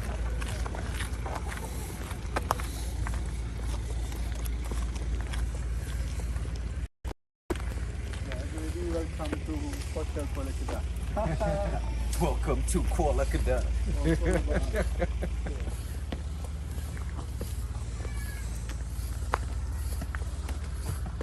Here we start. So ini Kena tanya soalan, saya boleh jawab dengan saya. You assist me by asking me questions. Boleh. Okay, looks. What wall is this? Okay. Kita berdiri sekarang dekat tapak fort, tapak kota, ataupun kita kata apa ni? Wall kan? Benteng. Yang ni adalah sebahagian yang runtuh. Believe me, not only in China or Forbidden Kingdom kita ada kota yang besar. Sini juga ada satu kota yang besar sebagai kota pemerintahan dan juga kota pertahanan. So, kita berdiri sekarang ni adalah daripada runtuhan kota-kota, tembok kota yang pecah. Kita tengok ni tembok yang berbaki, original structure yang berbaki, dan yang kita hadap sini kebanyakan dia telah runtuh. Dia ada double layer. Kalau first layer collapse, second layer is a backup. Tapi right now apa kita nampak kebanyakannya hanya sebahagian berbaki yang ada. Pertama, kerana kesan perang. Yang kedua, kerana hakisan dan juga pukulan ombak laut menyebabkan dia roboh. Okey. Struktur dia saya nak kongsi, nak memahami struktur dia dekat sini supaya boleh membantu pemahaman tinjauan kita. Sana pintu utara, pintu selatan, pintu timur dan juga pintu barat. This is the western entrance to the fort. Yes, exactly. So essentially what Hairul was saying, so I just have to really explain, is just that this whole structure is a fort. There are many forts within Malaysia. This is one of them. And as you can see, the reason why there's a huge gap is because this wall was actually due to a war and also erosion from the elements, the wind, the ocean waters and stuff like that. So there's actually, it's a doubled wall structure.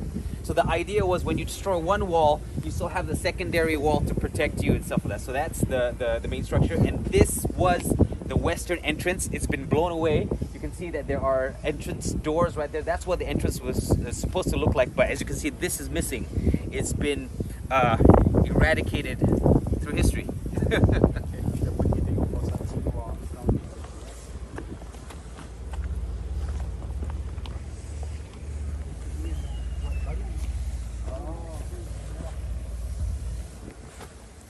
Kira dia macam replika lah. So yang batu merah ni yang original. Tidak original. Ini yang dia bawa semula. Sebab yang original ni ada dia dah roboh, so dia tambah-tambah lah. Ah, okay. In here and there. So these are actually rebuilt. They're replicas of the original structure because the original ones were so damaged. It just, you know, I mean, some of the stones, some parts are original, but they added more red stone onto it, more concrete, just to rebuild the wall. But aside from that, it was just mostly ruins. This fort was just ruins mostly. So we're walking around what once was a defensive war position. As you can see, it makes sense. Every single fort, even in Penang, it always faces the sea because a lot of the times you have pirates.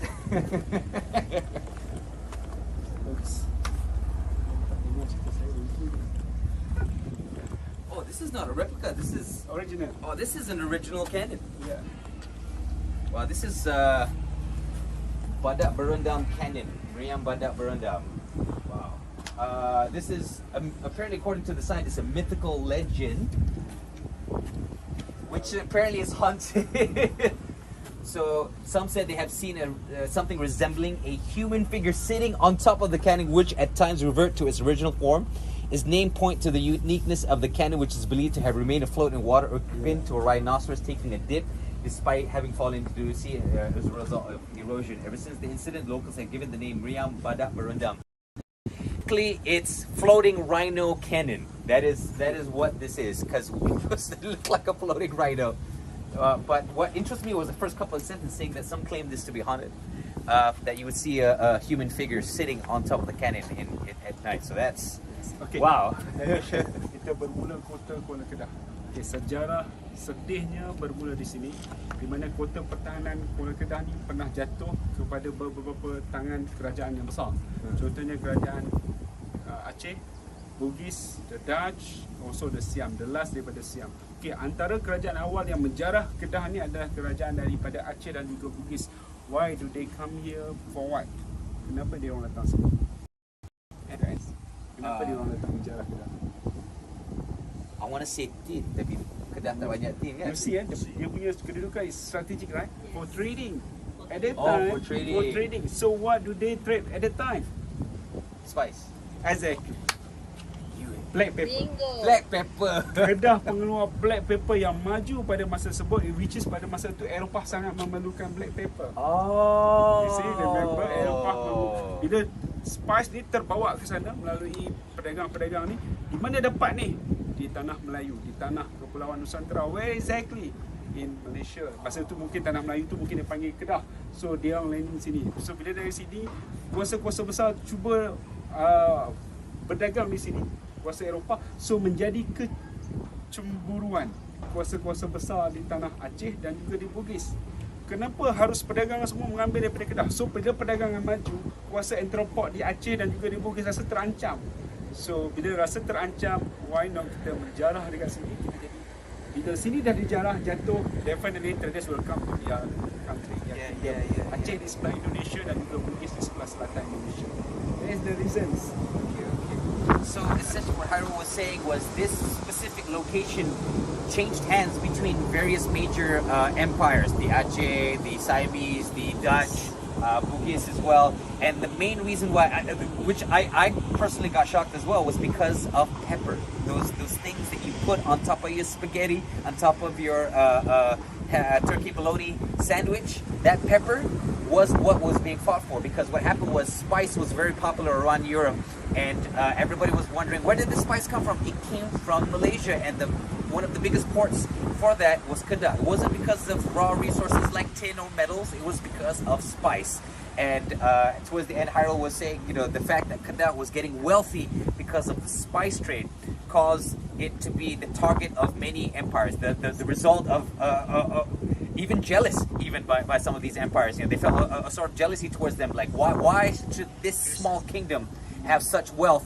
So they invaded, and this port, hence why it was destroyed multiple times, it was rebuilt multiple times, all because of that thing that you put on your pizza. Okey, salah satu alat pertahanan pada masa tersebut adalah meriam ni. Meriam ni adalah meriam milik Kerajaan Kedah. Yang bagaimana perolehannya tidak ada, saya tak dapatkan fakta dia mungkin, tapi yang saya pasti diceritakan orang tempatan iron yang buat benda ni adalah daripada tanah Melayu asalnya, daripada Kedah. So the making of this one. So ini This cannon was made by Malaysian metal. Okay. So semasa peperangan, meriam ni pernah jatuh ke dalam dasar laut, sungai, dan kenapa diberi nama badak berendam, sebab seakan-akan seperti badak yang berendam dalam air, dan mystical story also exists semasa nak mengangkatnya. Agak susah kenapa dan sebagainya, kena ada pawang-pawang yang some ritual event happens, then baru dah dibenarkan angkat. So ini pernah menjadi sejarah peralatan kota Kuala Kedah. Very unique. Is this cannon related to the cannon at Fort Cornwallis? Different. Different. Cornwallis ada 5 cannon. Cannons, okay. First dekat situ, 2 dekat Fort Cornwallis, 3 ada di UK, London, ada di Singapore, satu lagi saya lupa kat mana. So dia ada 5. So that means it's not related and then different making. But it's Dutch, right? Yang ni sini punya buat. Oh, it's sini buat. Sini buat. Yeah, don't have the logo. Peralatan dia tak ada logo. So Yeah, you're right. Don't have the fancy logos on Yeah, it. Kalau British boleh dia ada. Yeah, they have the logo on top. Okay, so peperangan berlaku di sini, daripada muara laut. So I remember I told you, bila kota sini jatuh, sungai lah akan menghubungkan kepada bandar-bandar yang baru. So dia akan terus meneroka masuk ke Alor Setar melalui sungai. Okay, selain daripada perdagangan, laluan perdagangan dan menghubung ke satu tempat, laluan ini menjadi tempat kapal-kapal mendarat untuk mendapatkan bekalan. Selain daripada azab. Okay, kapal besar dia tak boleh masuk ke sungai ni. Dia akan letak di laut, dan kapal-kapal yang lebih kecil ataupun tongkang ataupun kapal kecil akan membawa barang dagangan terus ke Alor Setar, sampailah ke sungai-sungai kecil yang kita panggil Alor Setar tu. Inilah laluan dia. Dan tembok ataupun jambatan yang besar tu kita kenal sebagai jambatan Tok Pasai. Wah, itu jambatan dia unik sikit design dia, Tok Pasai, sebab diberi nama bersesuaian dengan nama seorang pembesar dan juga pahlawan daripada Indonesia yang lari daripada serangan Belanda. Belanda berkejar dia. Dia seorang pahlawan dan juga ulama, Islamic scholar daripada Indonesia. Lari daripada kejaran British, Dutch, lari ke sini. Maka dekat sini dia buat perkampungan dia sendiri. Dia menyebarkan agama Islam sehinggalah masyarakat tempatan menghormati atas kebijaksanaan dan keberanian dia sebagai seorang pendekar dan juga Islamic scholar. So he is an ulama and a pahlawan. He's a warrior scholar. Yes. Warrior, Malay, Indonesian warrior, and also Islamic scholar from Indonesia. It's like a warrior monk lah. Wow. Dulu kalau seorang ulama mesti pandai persilatan dan juga ilmu persilatan. Definitely. So basically, back in the day, long time ago, if you wanted to be a religious scholar, you also had to be a good warrior at the same time. That's what Hairul was saying. So dia lari dari Indonesia datang sini buka. So orang tempatan menghormati, ialah Islamic scholar. Orang tempatan menghormati, jadi jambatan tu dinamakan dia. Sampai ada satu kampung kat sini dinamakan Kampung Tok Pasai, Alor Pasai. Itu semua atas So nama dia Tok Pasai. Orang Indo pasal. Sekitar 1800 yang datang.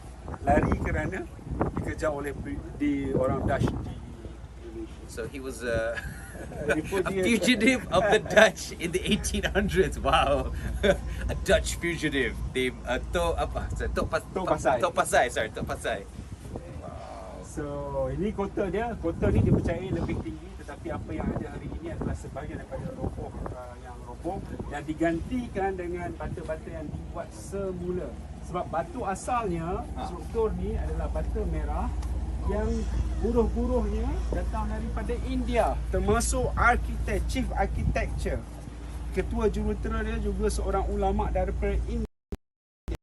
Diarahkan oleh Sultan untuk membina satu kota, seorang ulama Indonesia, seorang architecture juga, dan dia bawa anak saudara dia untuk membantu pembinaan di sini dan juga buruh-buruh India membangunkan. Ada banyak ulama India yang datang sini tu. Definitely. There are a lot of like scholars from India coming here building structures. Because sorry, he was saying earlier that the reason why it's red is because the soil. What was the name of the soil? Basically it's from India. The color and everything. So hence why the bricks were red. So now we are forced to just use red bricks. We can't obviously get the same ones, but we're trying to replicate it. But I was kind of curious because from the mosque to a lot of the other buildings, there are a lot of Indian scholars who came here and build things. Just like the Georgetown. Oh yeah, okay. Fair Most point. of the Georgetown you see from Like the South church. India. They are traders and also Islamic scholars. Well, some of them were also slaves. Yeah, some of them are slaves. You still remember what Political, do we have in rep- Georgetown is Masjid yeah. Kapitan Kling. Yeah. Muslim traders. And Oh yeah, that one was them from the southern of India. They are traders and scholars. But the church was built by those who were enslaved by the uprising. They lost the uprising. Look, another canal, very significant to this spot.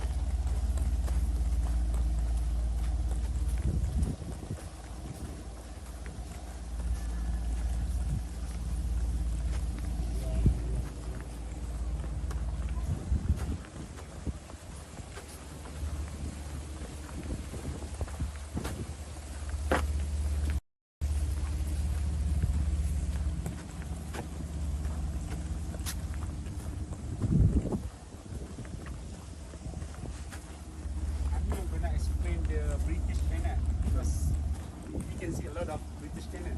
So I'm going to see the local canal.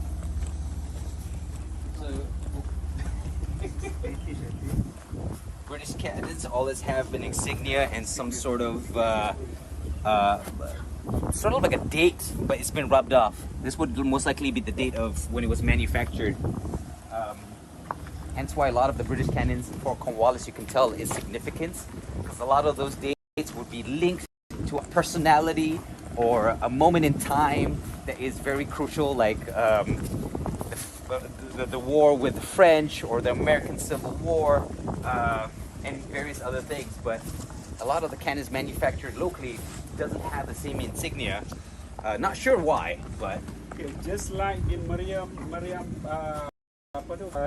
Badak Berendam, this is another Meriam made by the local people using the local iron. What we call it today is Meriam Katak Puru.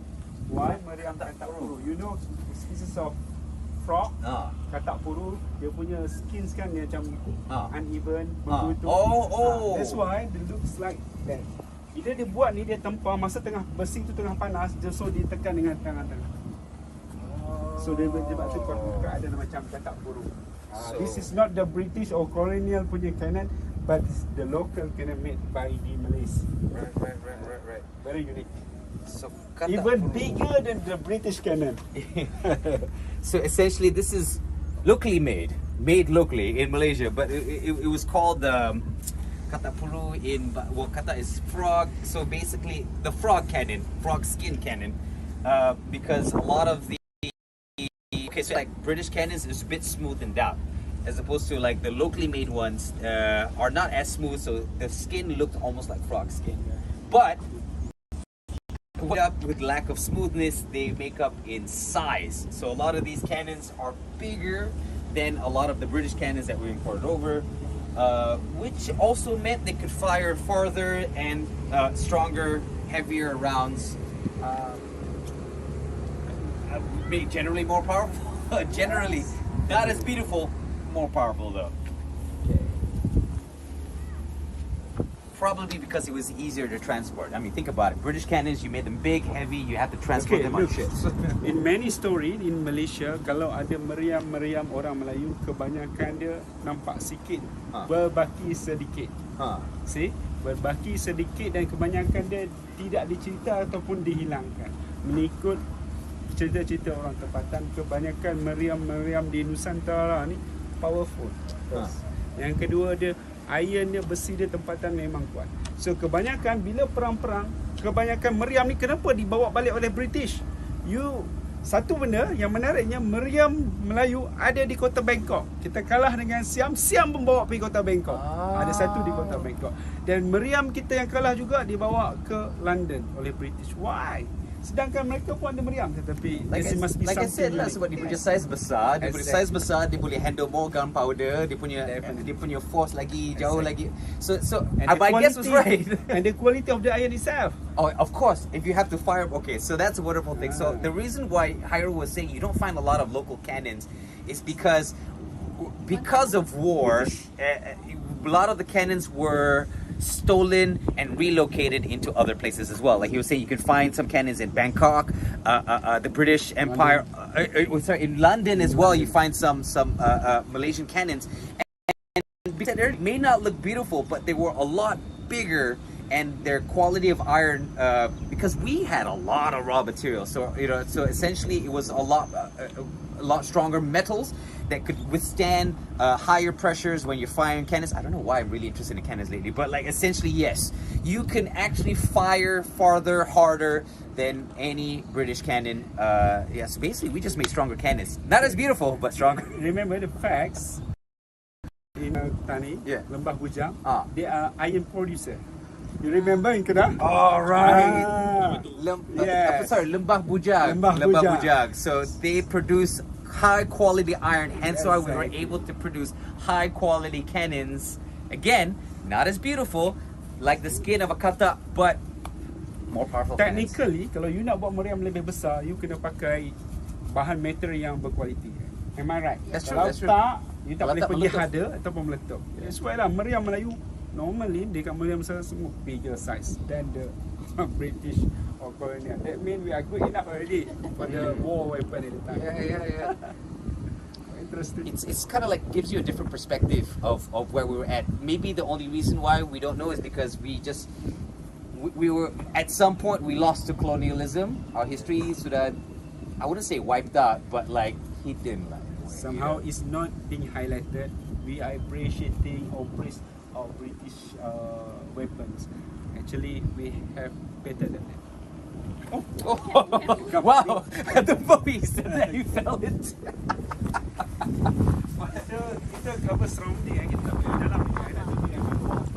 So I guess it is true. History is always written by the victors. That is the only thing that we, I guess you could say, culturally suffered from. So there's a lot of lost knowledge and stuff like that.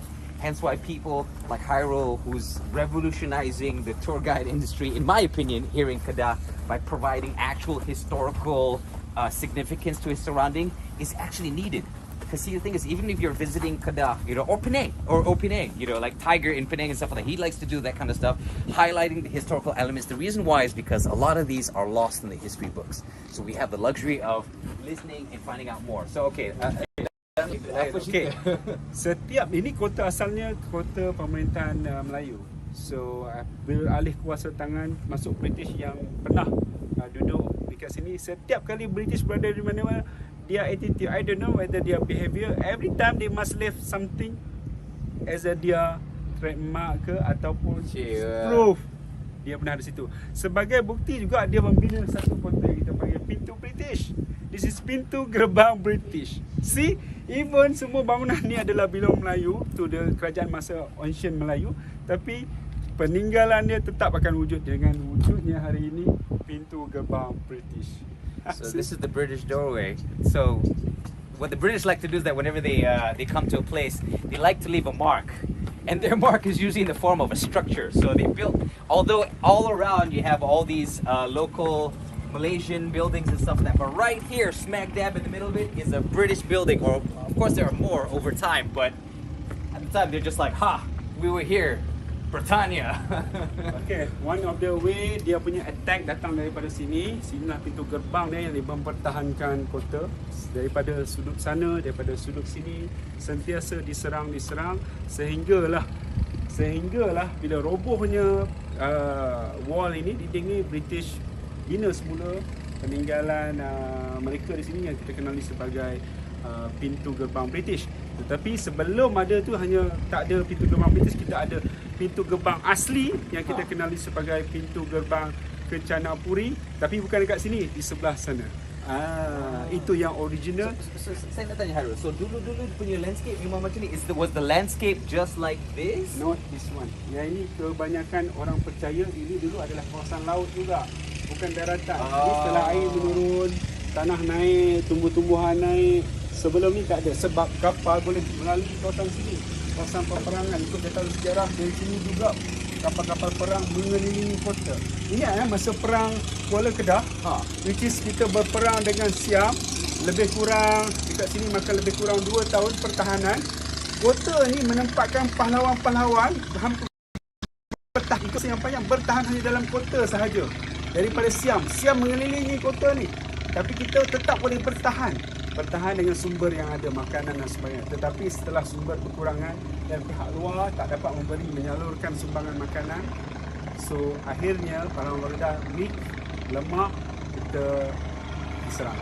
Kebanyakannya pahlawan-pahlawan Kedah gugur dan mati. Antaranya pahlawan Kedah adalah pahlawan Tunku Muhammad Saad, great warrior, panglima perang Kedah pada masa tersebut. So I was asking because it didn't make sense to me that you have this door facing a forest. Like, who's gonna? So basically, Hairul was saying to me, I asked him, what was the landscape like? Was it like this? He said, no.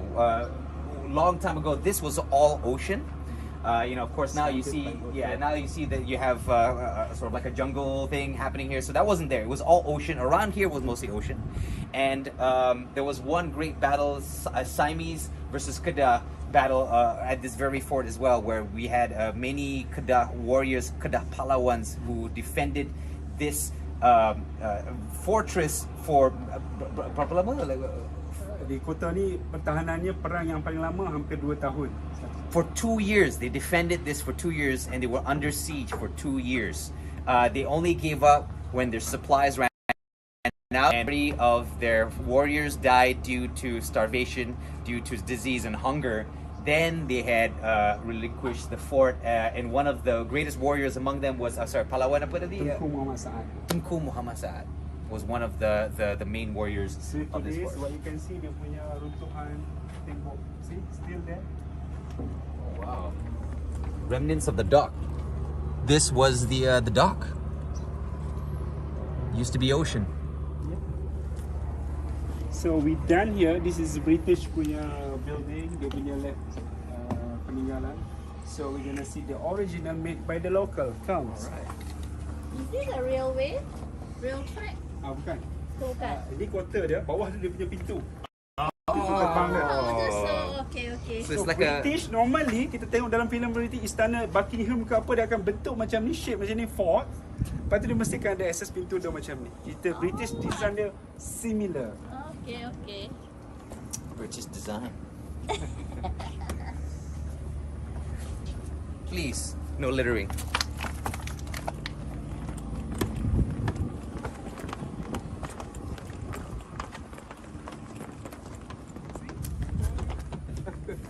Similar.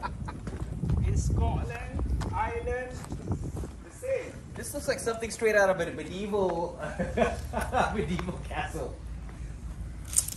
Oh, here comes Sir Elton through the western gates. Yeah, big door, high wall. Wow, dia punya lock pun, like the lock here is also looks like a very British lock. Wow. Yeah.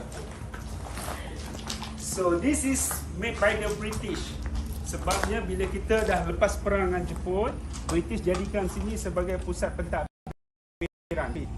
Lepas Siam handover kepada British, so this punya kota pentadbiran. So the original gerbang ataupun dia punya main gateway adalah di sana. Kita kenal sebagai gerbang Kancanapuri. I want to ask, what is that right here, the one in the middle here yang ada pokok-pokok ni dan batu-batu?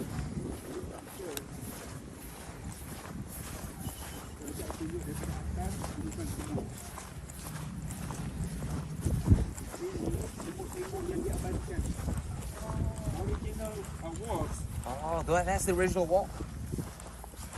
So you can see a bit of bricks. Okay. First, the bricks, see the structure, the making of this wall and bricks. Ini menggunakan semen-semen yang digaul bersama dengan shell. Kerang-kerang, kulit kerang dia masuk. So masa tersebut kita tak ada semen moden macam ni. Dia menggunakan madu lebah dan juga putih telur. Teknologi ni. So can you imagine berapa banyak madu lebah untuk bina this great wall? Honey and eggs went into the cement. So Hairul was saying, imagine how much honey and eggs went into building this fort. It's like baking a cake, but like, you know, so shout out to the those who are from India, your ancestors, your who built this. Wow, man. The original, dia punya bricks dia tak akan cantik bentuk dia sama. Yang dah modern mungkin kita buat factory made, dia akan jadi shape yang sama bentuk. The original you can see uneven. Takkan sama bentuk dia, structure dia. Tapi to be a great wall at that time. Tu yang modern. You see the bricks. Atas tu modern, bawah tu original dia add in lah. It's like one part is too perfect, one part is too imperfect. Exactly. So gerbang ni nothing to me, tapi I nak pergi gerbang ke Canapuri. Oh, okay. Honey and eggs.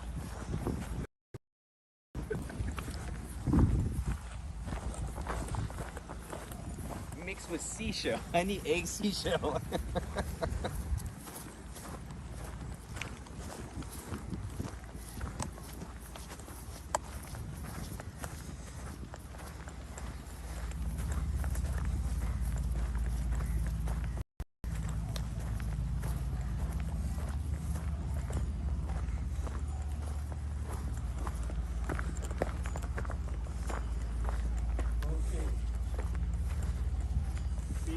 Ni adalah pintu original yang asli untuk masuk ke kota Kuala Kedah.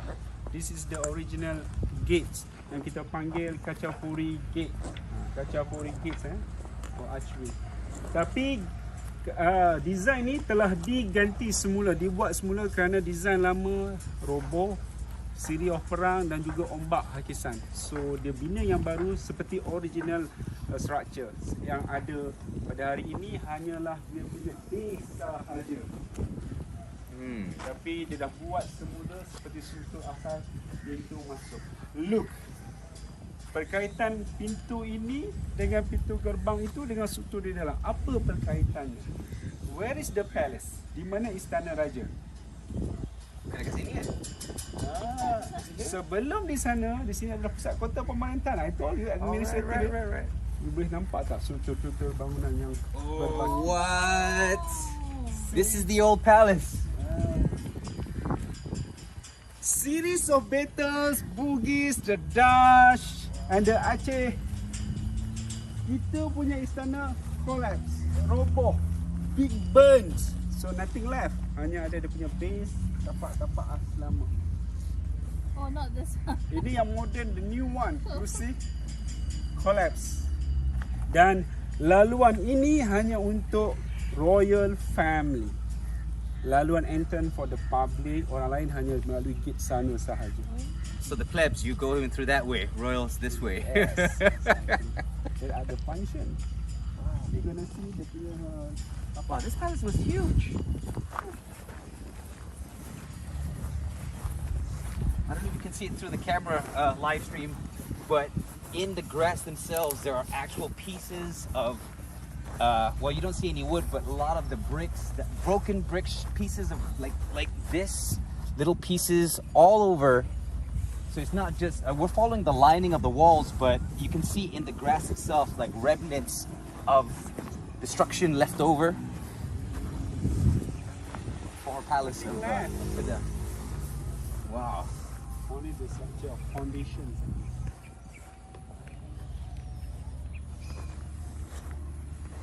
But this would be the, what room would this be? Ini dia punya istana punya foundation ni, dia punya dulu mungkin design istananya berbentuk fort juga, bukan di rumah kayu ni. Sebab dia konter. So the palaces before were also designed like forts because they were war palaces. They weren't designed for luxury, they were designed to keep the royalty safe. Nothing left there. No, but the thing is, the amazing thing is you can still see the foundation, you can still see the rooms.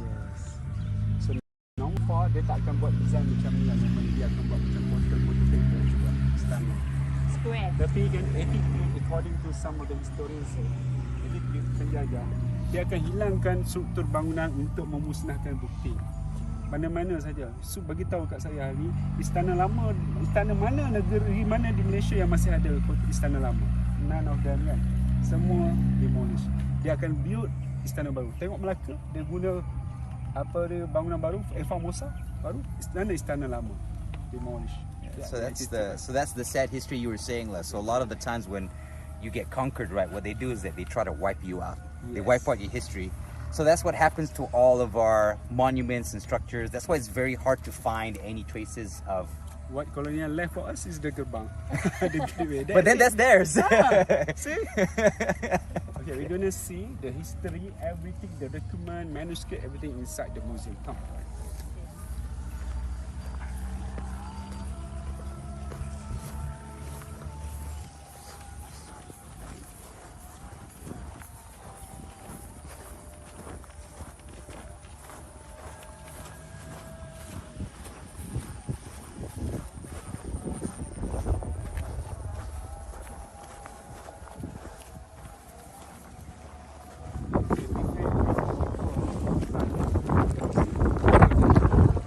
Tiang-tiang di bawah tu. Itu adalah tiang-tiang ini. Tiang-tiang bangunan yang berbaki. Sebab bangunan asalnya kebanyakan dia made of woods, already burn, rosak dan terbakar. Seperti ini sahaja.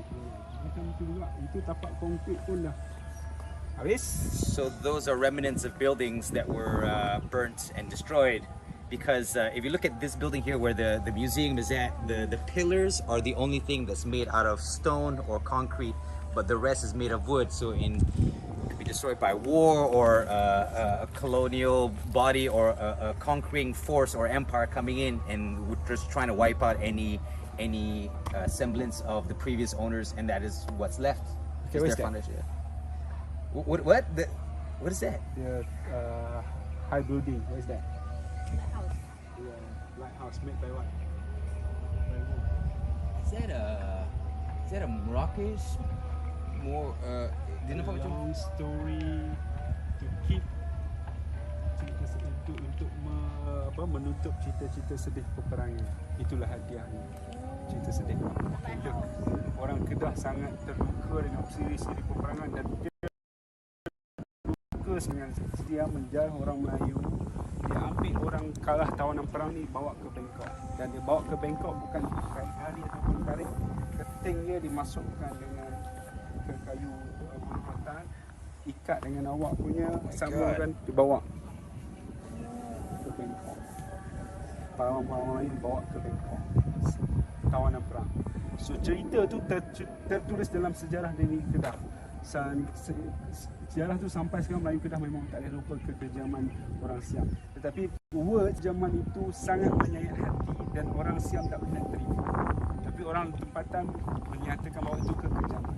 Jadi bila ada perhubungan diplomatik dengan kerajaan Siam, King Chulalongkorn dan juga Sultan Hamid cuba untuk meredakan kemarahan orang Melayu terhadap orang Siam, maka perhubungan diplomatik diwujudkan. Dan sebagai tanda bahawa untuk meredakan kemarahan orang Melayu dan keturunan yang berbaki, kerajaan Siam cuba untuk membantu rebuild tadi. Rebuild apa yang kita boleh buat. So sebagai signifikan, King Chulalongkorn menghadiahkan lighthouse, dana daripada King Chulalongkorn sebagai lighthouse signifikan kota ini yang pernah menjadi tempat peperangan kita. Pembiayaannya dibiayai oleh King Chulalongkorn daripada siang. So essentially, what happened was there were wow, dude, that's heavy. So there were a lot of prisoners of war. Kedah lost quite a significant number of war against the Siamese. So one of the things that happened was the prisoners of war. A lot of them were normal citizens, and what they would do is that they would take kayu rotan, and then they would pierce. Macam rantai dibuat. Yeah, and they would pierce your ankle. Yeah. And then they would drag you to Bangkok as a slave, essentially. So there were a lot of injustices done to the Malay people. So that's why when the King, Chulalongkorn and what was the King of Kedah? Sultan Abdul Hamid, when they married and combined the two bloodlines, one of the things that they had to do was to dim down the hatred the Malays had for the Thais, because this was generational. Yes. This was generations of war, generations of enslavement, not just killing your warriors and then going off, enslaving your men, women, and children. And so there was a lot of hatred. And then one of the things that the Siamese tried to do after the marriage was they tried to help rebuild Kedah, sort of like patch up the wounds by helping the economy develop and stuff like that. So that's a lot of sad history. I can tell that also affects you emotionally, right? Because the thing is, like, if you think about it, like, I think if you are from Kedah, my father's also from Kedah, so if you think about it, that at some point someone we knew, our uncle or grand uncle, was dragged away as a slave. Yes. Oh, that's painful. Very painful. That's why untuk meredakan painful tu, bila satu hubungan seperti untuk menutup cerita-cerita lama, dihadiahkan begini. So bila dihadiahkan ni, kerajaan menerima bahawa cerita lama tu jangan diungkit lagi. So one of the presents that they gave as a sort of like, I'm very sorry, was they gave this lighthouse as a symbol of reparation, as hopes of rebuild. Just a very huge, I'm so sorry for what happened, let's rebuild a new world together. So that was a present from the Siamese to Kedah. This one lighthouse. Itulah cerita lighthouse. Ada sikit saya nak highlight. Very heavy. Menarik dan kita ini. Okay, so dekat sini pernah jadi, every time every kingdom invade here, dia pernah jadi pentadbiran untuk British, dan juga bila Japan datang 1941, dia pun juga menjadikan sini sebagai headquarters dia, pentadbiran dia. So sini jaga kota perang untuk orang Jepun. Oh, this was also the headquarters of the Japanese. So everything is here. So I'm going to highlight the important and significant points. Here we go. All right. So a lot of the structures I've noticed of importance have become Japanese bases during World War II, when we were invaded and occupied for a while by the Japanese.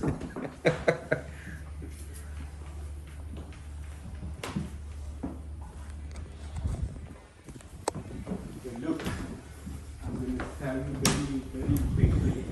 So ini permainan dalam kota, nampak tak bangunan ni semua bangunan-bangunan kayu, tapi hari ni yang bertinggal ini saja.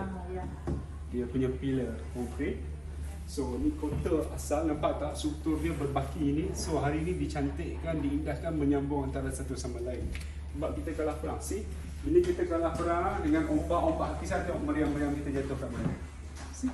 So this is what happens to, that's why a lot of historical artifacts of ours can be found. This is the ruins and stuff. It's just washed away into the oceans, and even the title there, Southern War collapsed, and it's left out to the weather and the ocean. This was before it was rebuilt. Okay, I told you tadi, jurutera yang membantu membangunkan ni is Datuk Maharaja Kedah from Southern of India. Hafiz Saab and Maula Ibrahim Saab from Southern of India. Okay, come here. Series of war, termasuklah daripada Bugis sendiri yang menyerang kota Kuala Kedah. So ni gambaran bagaimana kota perang itu dulu. Okay, at first place masa 1600 kota ni bukan kota konkrit, menggunakan struktur-struktur buluh-buluh pancang-pancang sahaja. So it was first made of wood. Ya, bamboo woods, tapi benda ni takkan struktur tahan lama. Dan bila kita dalam peperangan dia akan improve and then bina konkrit kemudian. Tapi inilah gambaran awal memang dibuat daripada kayu dan juga ceracah. Okey.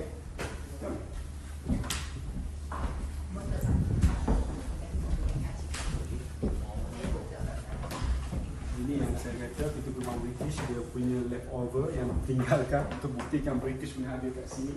So that was the archway we saw, the entrance. Ini masa bangunan ini, kota ini pernah jadi masa Japanese occupation, dia menjadikan bangunan sini sebagai kota pentadbiran Jepun.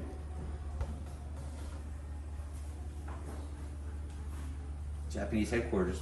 That's this place. You can see the katana here. This is an original katana. Ya, betul. So this is an actual. It even says there. Was it 19? I don't know. Oh no, it's 106. I don't know what that means, but yeah. So this is an original, actual katana from a Japanese soldier or high-ranking Japanese soldier. Okay. Ini series lain tau. Tapi benda ni dah ada kat sini saya boleh. Nanti kita akan balik ke Alor Setar, kita akan pergi ke Maxwell punya yes. cave. Dia berkaitan dengan Jepun punya occupation. So Jepun tu masuk daripada Bukit Kayu Hitam, masuk ke peperangan Jitra dan boleh sampai ke Alor Setar. Alor Setar jatuh dalam masa 10 minit tu sebab sangat mudah kenapa dan bagaimana. Itu yang saya akan cerita. Tapi flow ni saya nak tunjuk macam ni. Daripada utara turun masuk sampai ke Alor Setar sepenuhnya jatuh ke tangan Jepun. Pertahanan pertama di Bukit Kayu Hitam jatuh. Pertahanan kedua di Jitra jatuh. Sebab apa saya kata pertahanan? Pertahanan tu dia mesti akan ada benda ini. Oh, benda bunker. Yang ini ada di Jitra. Ini ada peperangan Jitra. Inilah masih ada bukti ni. Dia punya apa ni kita bunker dia kan. Bukti dia. This one is somewhere at the paddy fields, is it? Okay. So the Jitra War, essentially what Hairul was saying was during the invasion, they went from one point to another, all the way to Jitra right here, and conquered. And how we know of these locations, because every location would have a stronghold or a bunker, and each and every one fell. And we're saying that since it was a surprise attack from the Japanese, it only took like almost 10 minutes kan? Is it? Lebih penceritaan, lebih masuk 10 minit habis. 10 minutes. Dijarah. Was Losta was conquered by the Japanese.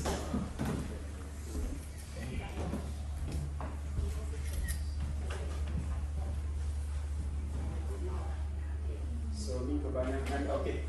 Ni artifact buah meriam, peluru meriam. Cannonballs. So bila dia orang gali-gali balik, dia akan jumpa ni cannonballs. Ini yang berlaku pada kota Kuala Kedah. So ada pelbagai size. That means so there are a lot of cannons with various size. So some British cannons, some Dutch cannons, some Malaysian cannons, some.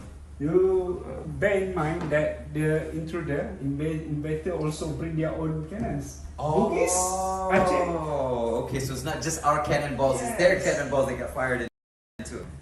So there are different found all over the place. Okay.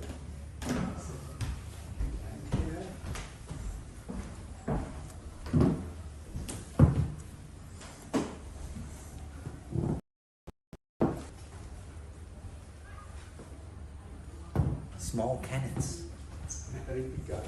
Okay, ini kota kacau kulit gambaran awal yang sebelum dibuat semula. Kedudukan strukturnya stabil, runtuhan banyak. Ini struktur asalnya. Dan apa yang jadi seperti hari ini itulah itu. Adalah ini. So this is the original picture of kacau kulit archway. Yeah, honestly, if I had seen that, I wouldn't think of anything special. I mean, because this is destroyed and rotting and falling down, and right now they've rebuilt it. But looking at the old picture, what it was, it's like, wow, okay, it's like a glow up. Kecapuri ni dia refer perkataan macam siam. Siam. Oh, okay. Kacapuri. Kacapuri. Wow. Somehow Kecapuri kan influenced by the Buddha's punya religions. Terms dia buat macam tu. This one dia punya design tu somehow macam siam. Kan? Siam ni dia ada perlambangan, struktur dia perlambangan agama dia lah. Kalau ada detail dia ada cerita. Yeah, Buddha one is it? Ni dia ada simbol lah. Dunia bawah, dunia tengah, dunia atas. Agama Buddha dia ada explanation. That's why lah. Setiap struktur seni bina dia mesti akan associate with one particular race, bangsa, nation and also their belief. So like the Muslim dia tak akan banyak struktur-struktur yang berbentuk-bentuk haiwan ataupun orang manusia. Mostly geometric shapes. Flower, plants. So apparently every cultural civilization would sort of leave behind traces of their beliefs and culture. So this one specifically, the Kachapuri gate, had 3 tiers because of the Buddhist belief of the underworld, the middle world, and the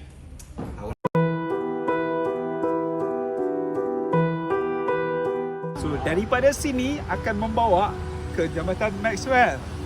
So what is so special about Maxwell Bridge? You're gonna see that. Okay. Okay.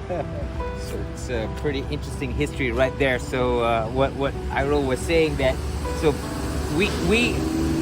British didn't expect the Japanese to come in through Thailand, and so that was a complete surprise. And what happened was the British, as a tactical decision, they actually laid bombs in the bridge here, and there were a couple of Japanese soldiers who gave their lives to foil that plan. And this memorial is to commemorate their specific sacrifice. As Hairul was saying, so the bridge was blown up as a tactical decision by the British, so there was no way to cross it. This is a lot smaller than what it was in the back of the day. So the Maxwell Bridge and all the tragedies that came about in building it was because the Japanese needed hook or by crook to cross this river as an easy transport for all of their trucks and artillery, and aside from just infantry.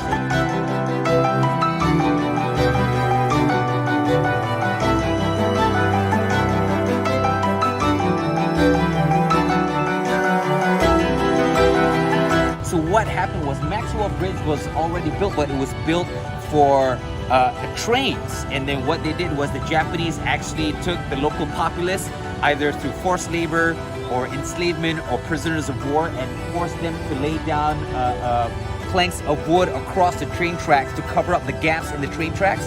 And they found out that a metal bridge is more effective in getting tanks across a river.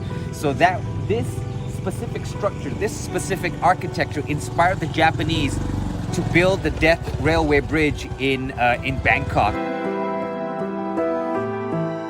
It's nothing. So actually you can datang sini dengan guided tour sebab they will explain or disseminate relevant information to you so that you can appreciate the history and heritage. Okay, dalam banyak-banyak wall yang sepanjang kita lalui tu yang masih asli, masih ada berbagai lain. Made of honey, white eggs and the shell menjadikan struktur kota Kuala Kedah. Dan kebanyakan struktur ini yang asli ini akan digabungkan dengan struktur-struktur baru moden untuk menyokong struktur yang sedia ada. Ini lama. See? Batu-batu moden. Inilah tinggi tembok digambarkan dan juga struktur asalnya. Yang lain tu kebanyakannya dah digantikan dengan yang baru. So can you imagine berapa banyak kulit-kulit kerang, madu, eggs, white eggs. So everything's here. No, and it's still there. Yeah. That's the original wall right there, as we can see, as Hairul was trying to show us, the original wall. This is the height. Not very adult, except the top. The top you can see like they rebuilt it to make it look nice, but on the bottom side. Okay. So another one, what is the purpose of this hall? Sniper. Okay. Pew pew. For PP and also dia orang menggunakan dia punya spear dan juga gun. Okay. For spears and guns. So this is the meriam British, meriam Melayu, dan this is the replica Dutch cannon. Need replica. See, small cannon. So I don't know why they are so small. Well, maybe that's why they're compensating. No kidding. No kidding. Conquering the world with small cannons. See, probably the material. Sebab European dia punya sumber asli kebanyakan dia bukan pengalung iron. You can see kita tanah sebelah Nusantara memang kaya dengan iron. That's why they come here to Tanah Melayu and also the Southeast Asia for mining. They didn't have a lot of iron. We had a lot. That's why they came here. Everything is here. And then bring export to their country, build their own building, build their own fort, and become they are king of the world. No, actually, where the resources come from? Came from us. Okay. Yes, definitely. Okay, we end our tour here.